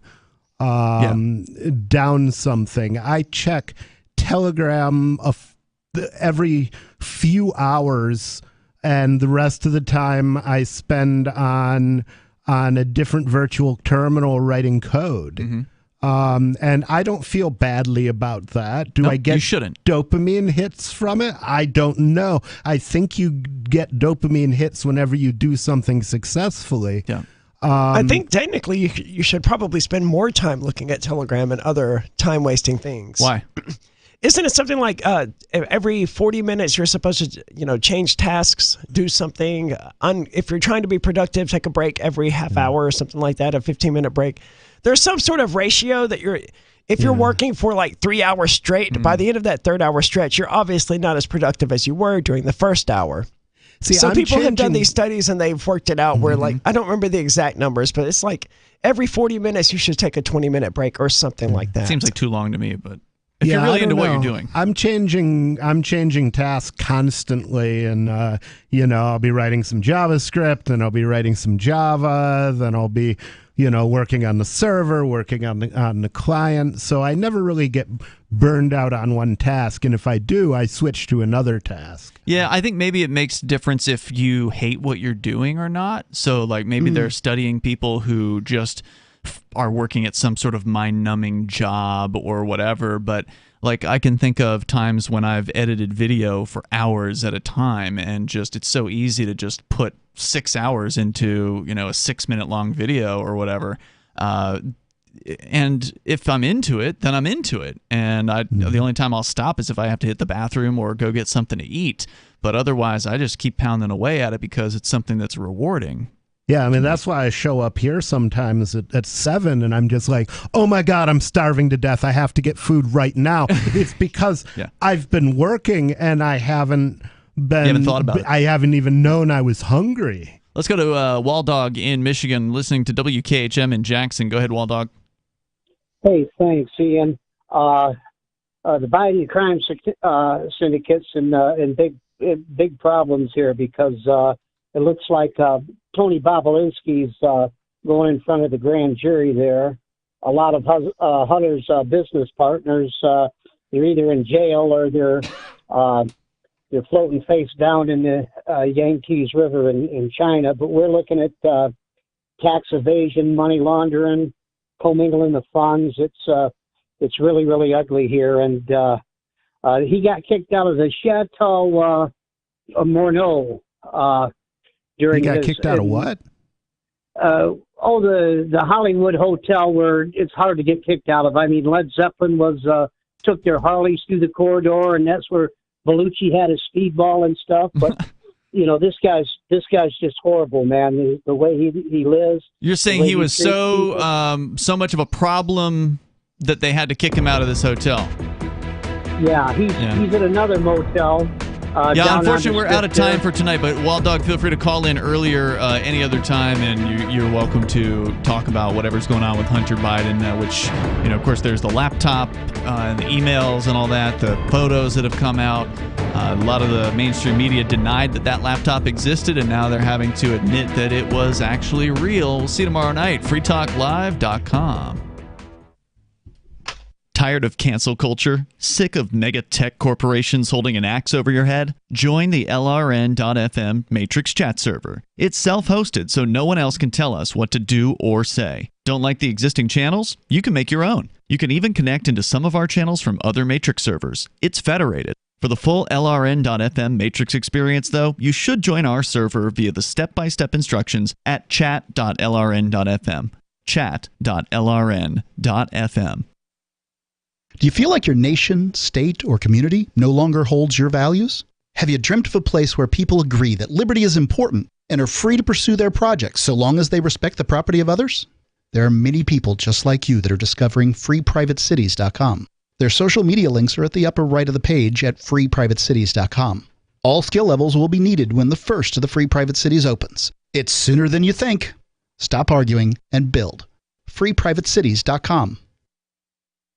Looking for a great real estate investment? Consider New Hampshire, which is ground zero for the Liberty Movement. Your first call should be to Mark Worden from Porcupine Real Estate. He's more than just a real estate agent. He's your New Hampshire concierge. Where are the best places to live? Do you want farm, city, the burbs, or forest? Do you want a duplex or multifamily building so that renters pay your mortgage? There are homes in all price ranges in New Hampshire, and Mark can help with financing too. Invest in liberty and property. Mark Worden can help. PorcupineRealEstate.com. If you want to know the